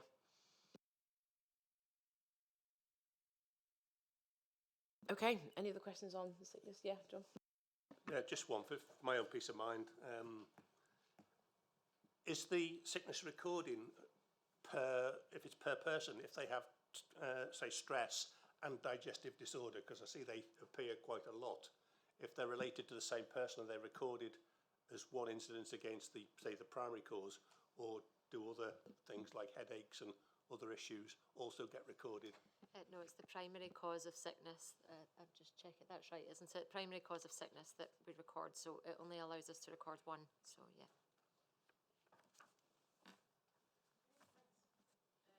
Right, okay, we're moving on now then to road safety and road traffic collisions. So, Fiona. Okay, so starting off with road traffic collisions and killed and seriously injured proportions. So this slide shows data from the 1st of January 2019 to the 31st of December 2023, and it's showing road traffic collisions and KSI casualties. So the road traffic collisions were at their lowest point during the first full month of lockdown, and at their highest point during November 2022. In 2023, there has been 2,139 RTCs, which is a decrease of 6% on the previous year at the same stage, but an increase of 7% on a 5-year average. And 2023's killed and seriously injured proportion is 24%, which is the worst of any of the years shown at the same stage. So I don't want to dwell too much on this because I know we've got a lot more slides to come that digs into it in a bit more detail, but obviously it's not good in terms of the trends. We did have a question from the public around what liaison and communications take place between partners, including councils, over the number of road safety accidents to ensure lessons are learnt, solutions actioned and safety improved. And again, I know we're going to come on to that probably a bit later, but I don't know if you want to add anything to answer that specific question now, Jonathan. Thank you. So I think the hub of that, Commissioner, is the Merseyside Road Safety Partnership, which is attended by each of the local authorities, and the work we've done to build some governance around that. We wanted to make sure, as you know, because you orchestrated the meeting, we wanted to make sure that if you get someone who's killed or seriously injured, that there is a policing response and also a local authority response. They look into how that happened, their obligations, the road network, all the things that they can impact upon. So that is a very strong strategic level, and we now have that tactically as well, sitting so in each of the local authorities. So you have the local authority superintendent, you have a member of roads policing, and you had the representative from the local authority as well, really to drill into how that accident happened and what can be done to make sure it doesn't happen again in that way. Okay, all right, if we move on to KSI specifically. Okay, so this slide is showing you our killed and seriously injured casualties. It's the same period as the previous slide. The highest spike is September 2023 with 72 killed and seriously injured casualties, the highest monthly figure since 2004. In 2023, there has been 553 killed or seriously injured casualties on our roads, the highest number since 2017. That data actually hasn't been cleansed or validated, so we need to be careful about how we use that at the moment, but it is an increase of 20% on the previous year and 23% on a 5-year average. Chris, did you want to? Yeah, please. I think, Jonathan, you were beginning to talk through what some of those kind of key issues and themes that might lead to an RTC taking place. Can you talk us through what those key themes are, in your opinion? So in relation to how a collision takes place? Yeah. So we do pull them apart, and it's fair to say you do get the usual section of speeding, so the fatal four, which we call so seatbelt, speeding, distraction devices, so mobile phones and so on, and drink drive. But there are also a significant number of unique circumstances that lead to the death of a person or killed or serious injury. So it can be down to, so if you look at the strategy which you work to Vision Zero, safer speed, safer behaviour, safer vehicles, and safer roads. So they're the main sort of themes really over whether the road junctions are fit for purpose, whether the behaviour of the driver is correct or it's an error of those, whether the vehicle is safe. So our HGV teams who are working so positively in North West Motorway Patrol Group, they do a huge amount over whether vehicles are worthy to be on the road. And then you have obviously the road structures themselves. So they're the four main things that we look at: the vehicle, the driver, the speeds, and the roads. Brilliant, thank you. And drilling down into some of those key themes a little bit more specifically, are factors such as drugs as well as alcohol, are they a feature of that is noteworthy in Merseyside? So within Merseyside, this force invests more in technology and the use of drug-related detection devices. So that's to put it into context, really. So it looks like we do a huge amount of activity. A lot of that is driven from us. We're a preventative force, and so every arrest that we make in relation to drug driving, we think saves a casualty later on down the line. When we look at the figures, it's 11% of KSIs contain a drug element to it. So that sort of puts into context really about where we are. But we do a huge amount of work in relation to media, in relation to training for officers, in relation to CPD, in relation to communications and education, really to tackle that perceived drug driving culture. But I would say that those large numbers are due to the amount that we are so focused on drug driving within this region, and this force, as I say, is an outstanding number one for the use of drug driving detection techniques. Brilliant, thank you. And another one of those key features that you identified before around the kind of geography and safer roads, are there any hotspots that you have identified that might merit greater attention going forward? Yes, so we have a list, so that's refreshed every 5 years. They're established, and obviously they are data-led, but also the officers will have an input around where they are getting sent to most of the time in relation to collisions. As I say, that's refreshed, so that means that we're looking historically, but also forward-looking. There's an obligation for all local authorities to consider Vision Zero when they do their road projects, so that will be done as well. And we're also emerging trends. So that information informs on our tactical meetings, it informs on the placements of cameras. So I know sometimes people think that cameras are a place where it's easy for the camera to be placed. That's not the case. They go to hotspot areas because they're the ones that we know collisions and KSIs take place.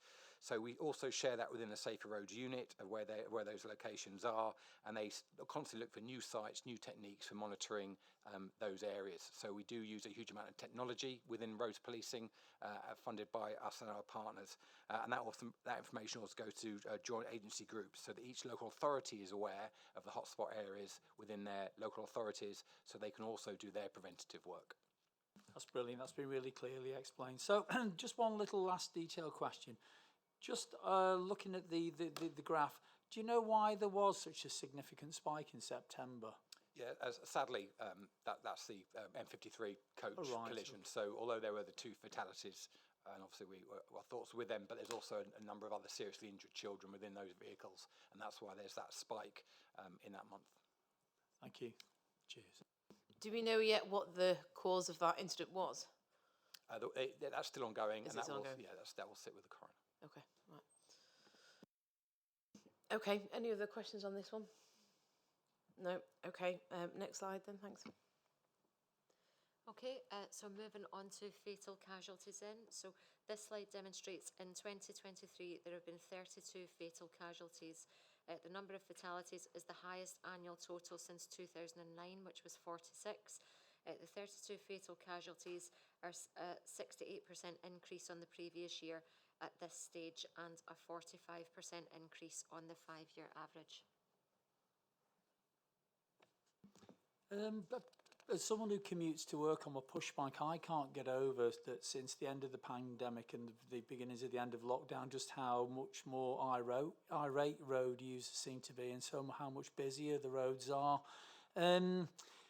Can you offer us an understanding as to why you feel that there has been this increase in the number of people killed and seriously injured?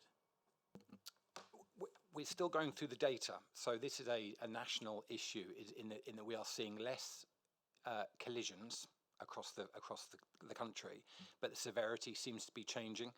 So we have done a lot of work around in post-COVID, whether there's a change in drivers' behaviour. Vision Zero is a long-term strategy to reducing it, obviously as best we can to zero.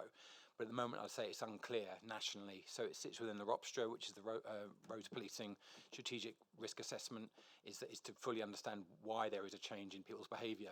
One would have hoped that with new safety mechanisms in cars, that we would see a reduction in KSIs. But at the moment, I can't tell you that with any accuracy, and that's a national data gap. Brilliant, that's great, thank you. It is worrying, isn't it? Particularly if collisions are going down, and yet we're still seeing these high numbers of fatalities. And it just seems to be there's a myriad of things and no kind of clear pattern from everything I've seen, which is frustrating. But okay, any other questions or what's that one? No. Okay, next slide. Do you want to take? I think we've got area 1, so do you want to go through all of them and then we'll come back? Okay, the next few slides are demonstrating killed or seriously injured casualties according to local policing area. I'm just going to flick through and get all of these up. I think that's it for that. Oh no, it is. Yeah. So this slide shows you our Wirral data. So Wirral have had 130 KSIs in 2023. As Mr Davies mentioned, that M53 coach crash that occurred in September is that spike on the graph that you can see here. However, they've had an increase of 27 KSIs on 2022, which is a 26% rise. Moving on to Sefton. Sefton have incurred 83 KSIs in 2023, and in comparison to 2022 data, they've had 7 more KSIs at this stage, which is a 9% increase. Knowsley have incurred 49 KSIs in 2023. They're the only local authority who've managed a KSI reduction on the previous year. It's been a decrease of 3 KSIs, which is 6% in comparison to 2022 data. In St Helens, they have incurred 66 killed and seriously injured casualties in 2023, which is an increase of 22 KSIs on the previous year, equating to a 50% rise. And finally, for Liverpool, they have had 225 KSIs in 2023, which is an increase of 41 KSIs compared to 22, and equivalent to a 22% rise. Again, quite worrying figures. In terms of Knowsley, do we know if there's anything that Knowsley have done differently, or anything we can learn from Knowsley around why they've managed to reduce theirs?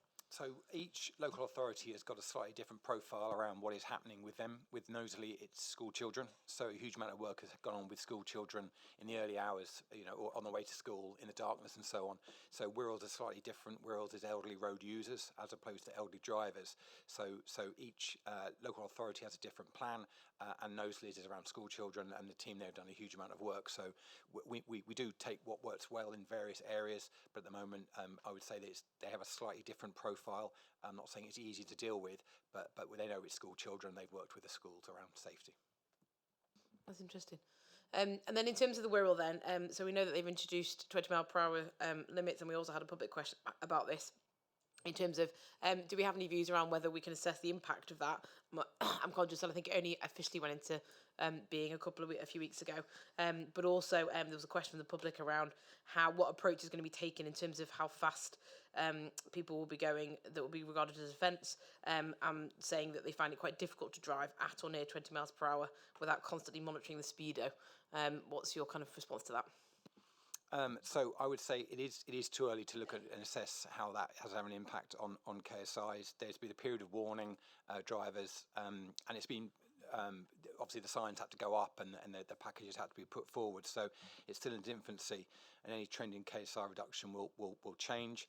I understand it's a change for the people driving there at 20 miles an hour. When we look at the North Wales experience, people have become accustomed to it. We have officers who live over there, and they are getting used to it. I wouldn't want to say what leniency we have either way. I would say that 20 miles an hour is the speed limit. KSIs tell us that the slower you drive, the less likely you are to seriously injure somebody. So I think I would say 20 mile an hour is the speed limit.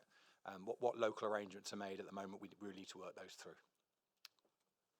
I will say I did go out with some of the Speedwatch volunteers a few weeks ago, and they were very much taking an advisory approach, recognising that this will be an adjustment and people are learning. And, I think we are keen for people to change their behaviours rather than just simply fine everybody. So if people act within the spirit of what's being proposed, I think, everyone will benefit. So, okay, good. Any other questions about the specific areas from anyone? No? Okay, next slide. Okay, this is just slightly more information on the previous slides. So it's demonstrating a 5-year average for vulnerable road users. And as Mr Davies just alluded to, child pedestrians continue to experience concerning KSI numbers, and there was 50 in 2023. And adult pedestrians are the only vulnerable road user group experiencing that long-term decrease, which is the middle bar chart on the slide there.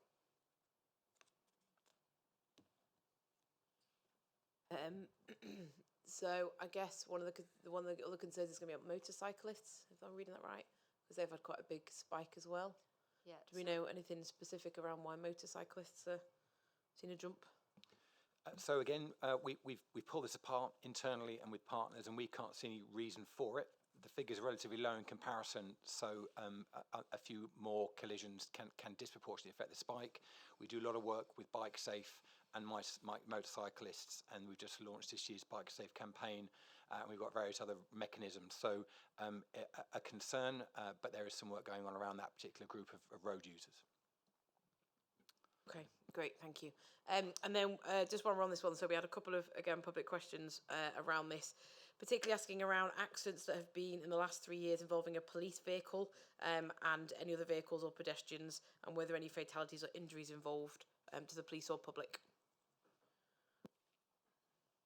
Sorry, we don't have that data with us today, Commissioner. Okay, that's fine if we can put that as an action for the next one. And I don't know whether then you want to comment in terms of what arrangements or training goes on in terms of training police drivers.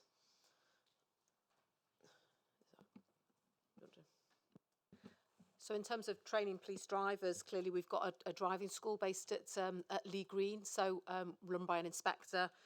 We've got a sergeant there and a number of cons and police staff there. We deliver our courses yearly through our training needs analysis that identifies what courses we need. There's National Police Chief Cons Council oversight in terms of the type of training that we deliver, how we deliver it, and oversight through the College of Policing in terms of the delivery style there. We run 25 different courses throughout the year that the driving training run, and there's very tight management in terms of how those courses are delivered, who's qualified to deliver them, and also how we track people are in date as well and go back for their refresher courses. So there's quite tight management, as you would expect in this area of business. Good. Okay, thanks. And then the final public question on this one, which I'm conscious is not necessarily a question for you, it's because it's not within the police's ability to introduce a bylaw, but the question is around whether there should be more emphasis on cyclists wearing lighting front and back, particularly those bikes used by fast food delivery riders. And I know we've seen a few issues with incidents involving delivery riders, and in terms of being more lit up, so to try and make them more visible. I don't know whether policing has a view and whether they would welcome such a change. So there is guidance within the highway code around wearing of high visibility, and bicycles are supposed to have a front light and a back bike, and we would encourage people to use that visibility clearly in the dark hours of darkness and moving as you move through winter. So we would encourage people to take responsibility around it. Can we give tickets for people not having lights on bikes? No, but we would encourage people to have safe behaviour in their clothing and helmets and so on. Okay, great, thank you. Any other questions on that one, John? Yeah, just a quick one for clarity. Do e-bikes fall under the category of pedal cycles, motorcycles, and the same for e-scooters? They seem to fall between a gap, and I just wondered if they've been picked up and categorised.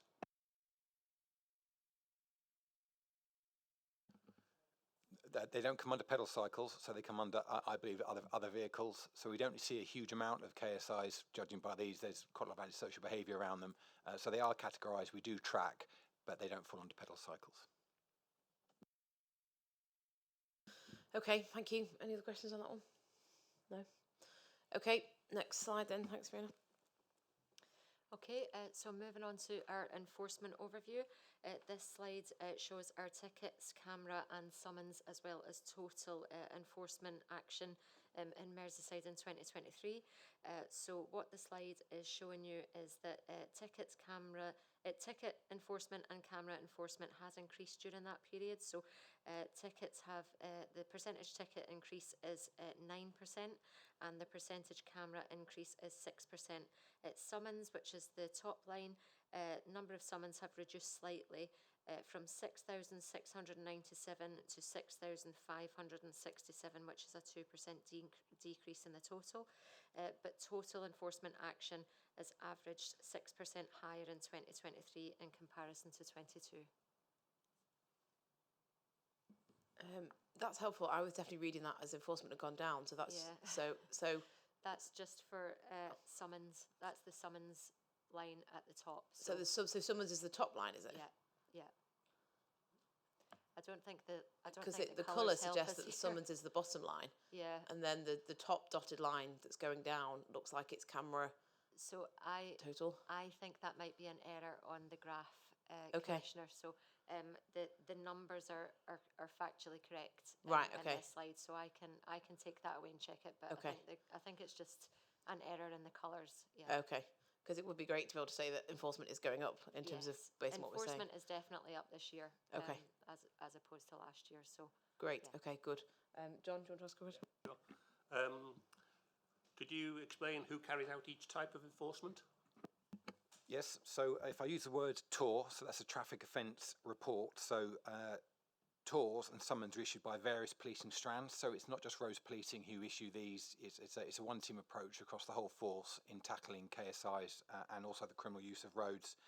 So a lot of this will come from enforcement via camera from our Safer Roads unit, so we do use increasing amount of technology and we are quite innovative with that in what we've got. We've recently got some new cameras which will allow quite a significant amount of enforcement in those hotspot areas.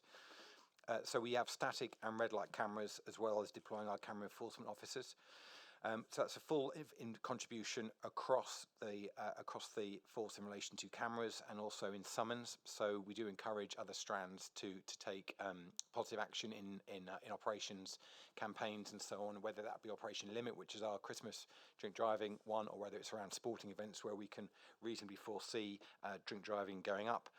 Roads policing have new speed guns, which we use quite a lot. So, and they've generated just under 10,000 detections since August 23. So, in short, tickets are given by all operational frontline uniformed officers. Cameras are undertaken by the Safer Roads unit through static fixed sites and also through mobile camera vans. And then summons are a combination of frontline officers and the Safer Roads unit. And particularly roads policing, so they will be the ones who are stopping cars at speed and issuing them with summons. You've sort of answered the next couple of questions I had intended, which is around what the responsibility of the road policing unit and do other departments apart from roads policing carry out these enforcements. So I'll move on and say, could you explain the Merseyside police activity and focus that has been undertaken to try and reduce the number of KSIs on our roads? And maybe if you link that as well to the MPCC road safety strategy as well, because I know there's a link with that activity, isn't there? Okay, so a significant amount of work goes on around reducing KSIs. So if we first look ahead at planning, so we do have the NPCC calendar, which tackles the Fatal 4. So we build that in and we are largely driven around that. So February, for instance, is the use of mobile phones while driving. Roads policing take the lead, but supporting strands come in as well to deal with operations. So that's planning. If we look at staffing, so we've had an investment in staff. We've increased the numbers of roads policing officers within roads policing unit and also the number of leadership and supervision people who are there as well to drive that activity. That's given us quite a coordinated approach to the reduction of KSIs and increasement of that overall enforcement by 6%, 22 to 23. Technology, we use a huge amount of speed detection technology, both fixed, mobile, and we use some quite innovative methods that I could explain outside of this meeting to try and really tackle that and ensure that we are exploring all avenues around technology. We have a seatbelt detection van, and we use a lot of artificial intelligence technology to highlight those people who are committing offences. And we also do specific operations outside of the calendar in relation to e-scooter, illegal electric bikes, and we seize them, remove them from the road. Not every force does that, but we do, and several are now looking at us as best practice. If we look at training, so we do a lot of drug driving and drink driving training with officers and staff who work for local policing and also for MARC. So our CPD is very high around driving that and ensuring people understand that if we arrest someone for drug driving and we put them in front of the courts, that could, even if they have committed a low-level offence, that could prevent a KSI in the future. Campaigns, we also have operations funded by the Merseyside Road Safety Partnership, Operation Lamella, which gives us dedicated officers for dedicated hotspot areas in order to increase KSI activity. We also run some campaigns ourselves away from the NPCC. So we do Bike Safe, which I alluded to earlier, engaging motorcyclists of various backgrounds and abilities. 22, our Bike Safe team on the National Team of the Year and recognised as a centre of excellence. We do a lot of multi-agency work in relation to KSI reduction through that Merseyside Road Safety Partnership, strategic and also tactical meetings, and also we do a lot of work on the media, so TikTok, Instagram, Facebook and so on, and that's really supporting those NPCC campaigns around mobile phones. So media, training, staffing, planning and also multi-agency work, all to try and drive down KSIs. Great, thank you. Jeannie, do you want to ask your bits?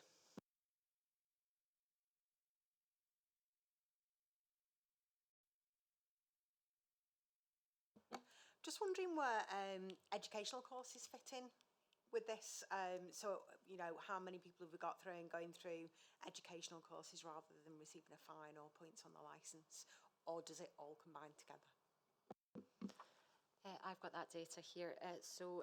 In the last month, we've had 3,238 people through speed awareness courses. The majority of those are speed awareness courses. So roughly 3,000 average per month. Wow, that's much higher than I thought it was. That's quite impressive. And from what I'm hearing anecdotally from other people, those educational courses are really good, and they do. People take a lot from them. And I know from when I was on licensing committee at St Helens Council, we would have drivers that would come to committee who'd been through that, and you know it'd been really effective for them. So just in regards to summons, how do we compare to other areas when it comes to summons? So we don't have MSF or national data with regards to that. We can only look at our own data, unfortunately. So, do we have any other data in terms of how we compare to other forces around broader enforcement activity? Do we know whether, I mean, we've talked about obviously the drug driving campaign where we do quite a lot. Is there any other areas where we think we are delivering more than other forces? so again, the data isn't available for us to compare, unfortunately. So, yeah.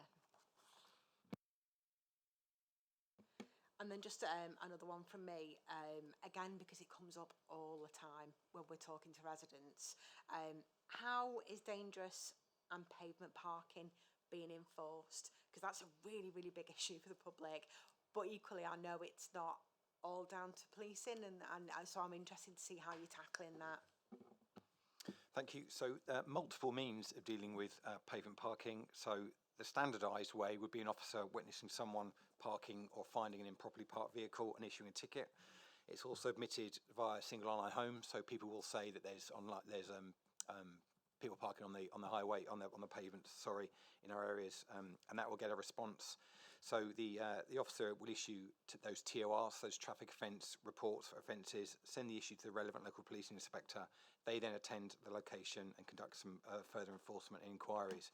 And also, if it's dangerous driving, it'll come through the Road Safety Partnership website. So it is taken seriously. We recognise that it causes people to walk in the road, or people emerge from between cars. So that enforcement does take place with the driver, if identified, being issued with a ticket, if it's judged to be dangerous.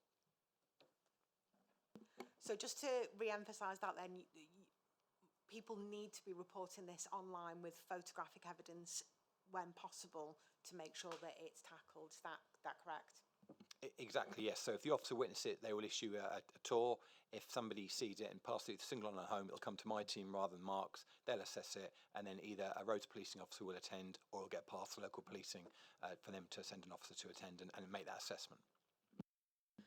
I realise we didn't submit this question in advance, so I appreciate you might not have the figures, but I think my memory is that the amount of tours that we've given out for pavement parking has increased as well since last year. I don't know whether, do you know anecdotally if that's true, or can you remember? No, okay, that's fine. I didn't ask that in advance, so I'll get that one later. Okay, good, thank you. Any other questions from anyone on this one around enforcement? No. Commissioner, just to clarify on this slide, what I said before was actually accurate. So we're on a decrease in trends. So the first line that you can see there is the camera total, but it starts from 2019. So we're on a decrease in trends since 2019. and then from 2022 to 23 we're on an increase in trends. So it's just because of the date range of the slide, that's why it shows you that we're on a decrease in trends. So it's just the date parameters, yeah. Right, okay, so if you were drawing a line from 21 Yes, to now, the it line would would go be going up the other way. yeah. So we are seeing an increase from what? Okay. Yes, that's All right, right, so yeah, it's kind of yeah. gone down and up again. Okay, good, that's reassuring. Okay, great, thank you. Anything else on that one? No? Okay, all right, thank you. Next one. Okay, so moving on to the KSI and enforcement correlation, this fishtail effect shows as enforcement increases over time, KSIs decrease. Again, you can see that the data range on this slide is from 2019 to 2023, which is why that's showing a decrease in trend on this slide. So it's similar to last time in terms of, although it's showing decrease since 2019, actually since 2021, it would be going the other way, hopefully. Yeah, it's a very, very broad Yeah, date okay. range, yeah.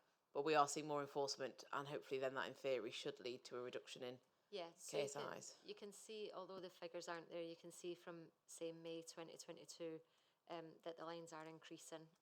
It's just a very broad date range.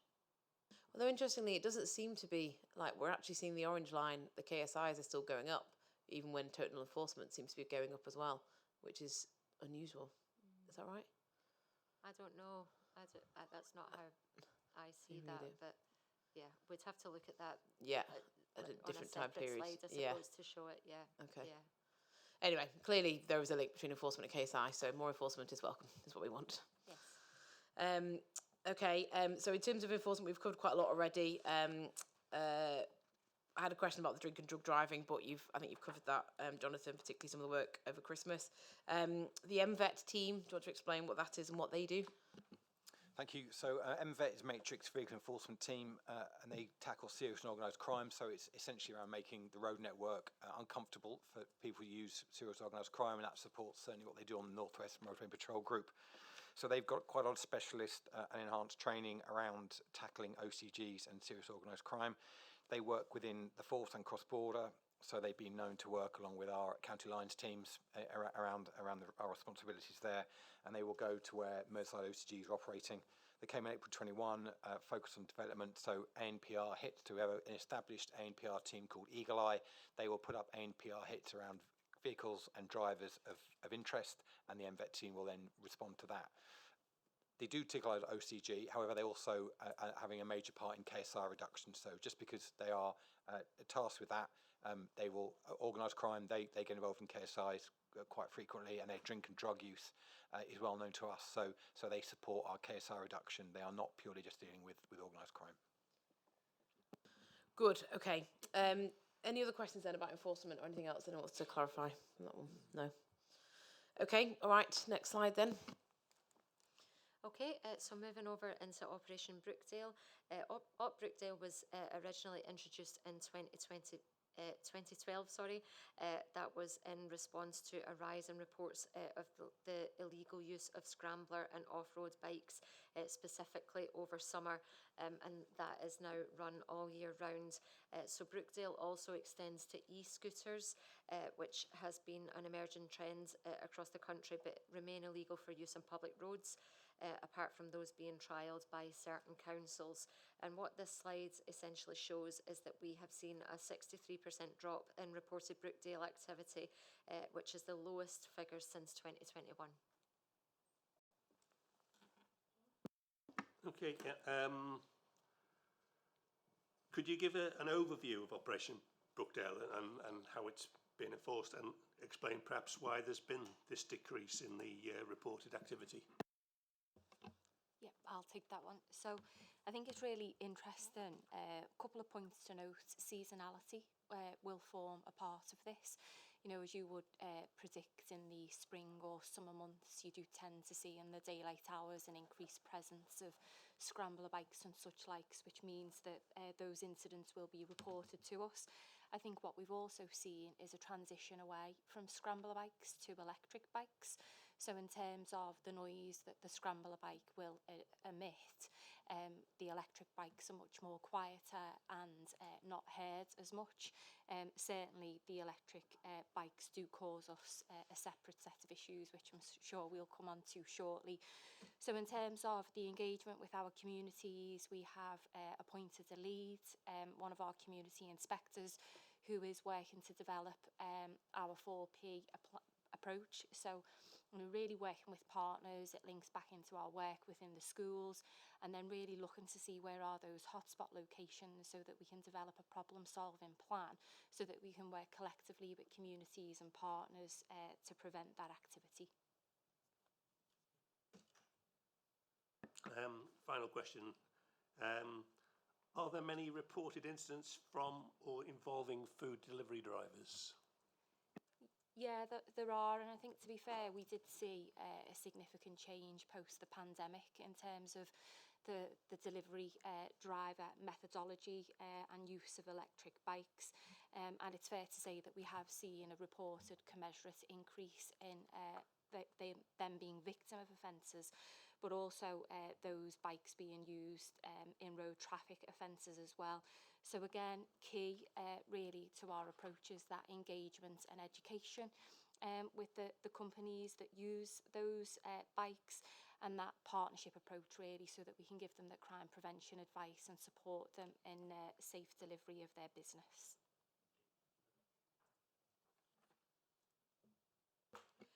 Thank you. I know I've said this before when we've discussed this item. I love Operation Brookdale. When I was as a local councillor, it was the best thing in my area. Sankey Canal runs right through my ward, and this was always a blessing when it started, and there was nothing more satisfying than seeing the people who'd made my residents' lives a misery have their bikes taken away and crushed. It was marvellous. So just want to commend you on the work that you've done. It does make a difference to communities. I'm really interested in what you're doing to tackle the issues with the scooters that are privately owned, but also the voice scooters. I think that's what I'm really interested in this. Thank you. So as you've said there's two separate issues: the rented ones that people can make use of across various spaces within the city and elsewhere, and then also the privately owned elements. And clearly they can be used in an antisocial but also a dangerous manner. We do have lots of mechanisms in place whereby we can suspend the account of certain riders, and as Jonathan alluded to earlier, you know, we are really robust in terms of the use of our legislation, in terms of removing them from the road because they cannot be insured. And again, working closely with retailers around their obligations to make sure that they're really clear when they sell such devices to members of the community, that they're really given those key enforcement messages out about expectations and what they need to be able to use those devices safely. The other issue that we've seen is how they're being used in antisocial behaviour, and also people being injured on them. And again, part of our problem-solving approach is really trying to understand where those hotspots are prevalent, and then looking at the causes behind that activity so we can problem-solve it and prevent that from occurring. And again, supported by spot checks with retailers, so that we're just testing every level of the plan to make sure that we can do everything we possibly can to prevent the issues that are arising from such illegal or antisocial use. And then just kind of as an additional question really, of interest. So in terms of taxi licence enforcement, how are the roads policing unit working with the local authorities to carry out licensing enforcement operations? Because I know you do work together well, but I think it would be really beneficial for people to understand that relationship and how it interacts with each other. Yeah, so one of Jonathan's road policing sergeants is a dedicated single point of contact to work with the taxi agencies. They obviously work really closely with the local authorities and do joint operations so that we can work proactively together to really sell those preventative messages, but obviously undertake enforcement as well. You know, what we tend to find happens as a result of that work is that we really hear the issues that are impacting upon our taxi drivers, and then really can think about how we can work together to problem solve those issues so that we can create safe spaces for our taxis to operate. Roads Policing have recently secured some funding to train up officers in the use of taxi enforcement, because clearly taxi drivers can also commit offences. And again, we are a preventative force, so key as part of our engagement with the community is to really educate and explain why those issues are so important and the impact that can happen when they're not compliant with the law. But that then extends broader to our local policing team, so it's clearly not just the responsibility of roads policing. And in support of that, we have a number of officers trained across local policing to really work in conjunction with taxi licence and to undertake enforcement. What this has done is it's enabled our officers to complete enforcement with the local authority or during our own police-led operations. And again, there are key points throughout the calendar year where we will work in conjunction with the local authority to promote travel safety. An example of that is Operation Cuba, which is within the nighttime economy, working really closely with the Liverpool City Council to make sure that we are responding to concerns raised, particularly that fall out of the nighttime economy in and around taxi ranks, etc. And again, great partnership work to ensure that people can use the facilities within the nighttime economy safely. Okay, happy with that? Yeah. So I think that brings us to the end of the road safety section. Does anybody have any other questions or anything they want to add, or anything else you want to add, Jonathan, or anyone? No. I think it's a really important area, this one. Colleagues will know, and the Chief will know, that I regularly raise concerns around road safety, because while we're seeing lots of really good progress in terms of crime reduction, this is one of the areas that just seems to be persistently increasing. So, you know, I kind of welcome the forced commitment on this, because I think it's something that we just can't let, you know, gather any more momentum in terms of the numbers of people being injured. So, yes, I welcome update on the activity around that. Okay, right, we're moving on now then to financial update, recognising that we obviously have just gone through the budget process, so there's lots of papers online for anybody who wants to read in great detail the budget for the last year. But Keith, do you want to take us through just where we are from this quarter? Thanks, Commissioner. So as at month 9, December, the end of December, what we do then, we have a forecast for the rest of the year, and on that basis, we're looking at a forecast underspend of 3.6 million. Operationally wise, we're actually showing an overspend. So on normal sort of operational budgets, we've got a 0.7 million overspend. The underspend of 4.3 relating to operation uplift is just over half of that relates to non-recurrent funding we're getting. If you remember what we call the stretch targets to take on more earlier.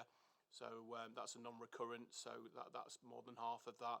The other element has now been allocated out as part of the budget setting, which you've just highlighted before, for 24-25, so that's now been allocated out, so that will be fully spent up in 24-25. The overtime shows as a significant overspend, 6.6 million, but what that doesn't include is sort of the monies we then get against that for like serious violence and targeted funding, which, as you know, is a one-off. The issue is we can't recruit full-time permanent to that, so we're heavily reliant on overtime to achieve those objectives. Should that change, then I'm sure the aim would be to bring in through more police officers if we could get it on a recurrent basis. At the moment, we haven't. So if there's any questions for now, I'll just move on to the next one. Just in terms of savings for that financial year, and any update on what's been achieved? Yeah, so we had a target of 0.6 million for this year, 23-24, and we've just slightly overachieved on that. Okay, great. Next one then. Okay, so capital plan, we're showing an 8.1 million forecasted position where will be underspent. What will happen there is that'll get carried into 24-25 onwards, and it largely relates to just some of the timing delays we've had with getting the Speak and the new Willows stations, those upgrades and new builds there through, and the estate strategy. So we fully expect to utilise that in future periods. Good, great, thank you. Any questions, anyone from Mark Capital? No, happy? Okay, thank you, Keith, for that. Right, last bit then is just the public questions. So we've just got a couple of questions to go through. We had a couple of questions around the potential use of targets for officers in terms of activity that certain teams are undertaking and how they're kind of utilising their resources. I don't know, Chief, if you want to comment on that one. Certainly from my perspective as chief, I don't set individual targets for officers. Haven't done throughout. We have KPIs in relation to our outcomes and our reductions, but individual officers don't have targets, so to speak. Clearly, through line management, there will be expectations on what officers should be delivering and achieving in terms of their roles, and that will differ according to their roles. But it is something we will monitor through through the chief officer team in terms of any information. But there is no set quota from my perspective as chief constable. Okay, good. Thank you for that. We had a question specifically around Liverpool City Centre and particularly the nights and the juvenile antisocial behaviour that the resident is saying is quite noticeable, and any plans that are in place to combat this. Jen, is this you here? Thank you, Commissioner. So we've got the City Centre neighbourhood team who are working alongside partners to tackle youth-related antisocial behaviour within the city. We have increased our visible presences both day and night following the uplift of police officers into the force as discussed earlier in the meeting. Our officers will proactively stop and engage and seek to understand the reasons for youths gathering, or look to really understand the reasons why they're there, so that we can link into that preventative approach and tap into our partner support. We do run operations which have been funded through the Serious Violence Home Office funding, and particularly escalate those plans through the summer months and lighter nights when we tend to see greater footfall.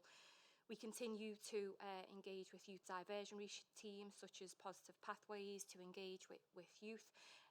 And then clearly as a last resort, there are the enforcement options that are available to us, although we would much rather engage and explain and divert. So lots of activity ongoing, really good grip by the city, but welcome the feedback for how we can improve. Great, thank you. And the last question we had was specifically around Newton the Willows, and the resident is talking about the population has increased hugely over the last 10 years, and yet they have concerns around the reduction of 4 to 2 PCSOs. Obviously, the estate strategy shows the area will benefit from a new station, which Keith just alluded to, and we're very much cracking on with that, so that should be underway very, very soon. I suppose any additional plans for the area, particularly looking at the presence of PCSOs, would be helpful.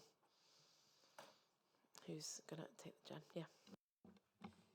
Commissioner, thank you. So clearly absolutely committed to local policing and really making sure that we've got those links with our local communities. As is touched on, there is a refreshed plan in terms of the estate for Newton le Willows, and we have retained several community police stations, again, which is testament to that local link. It is a constant challenge in terms of the resources that we have available, but I know through the leadership within local policing that there is that commitment to having that local visible presence. We're working really hard to make sure that our communities have a name point of contact, and we'll continue to do that moving forward. And I think we've discussed in previous meetings that there are still a few vacancies as well within the PCSO ranks, and obviously I believe work is still underway to recruit for some of those as well. It is. Great, okay, well that was all the public questions I think we had for this meeting. So I've not been notified of any other business, unless anyone has anything else to add. No. Okay, so thank you very much for your attendance today. Our next meeting will be on the Monday 17th of June. Thanks all.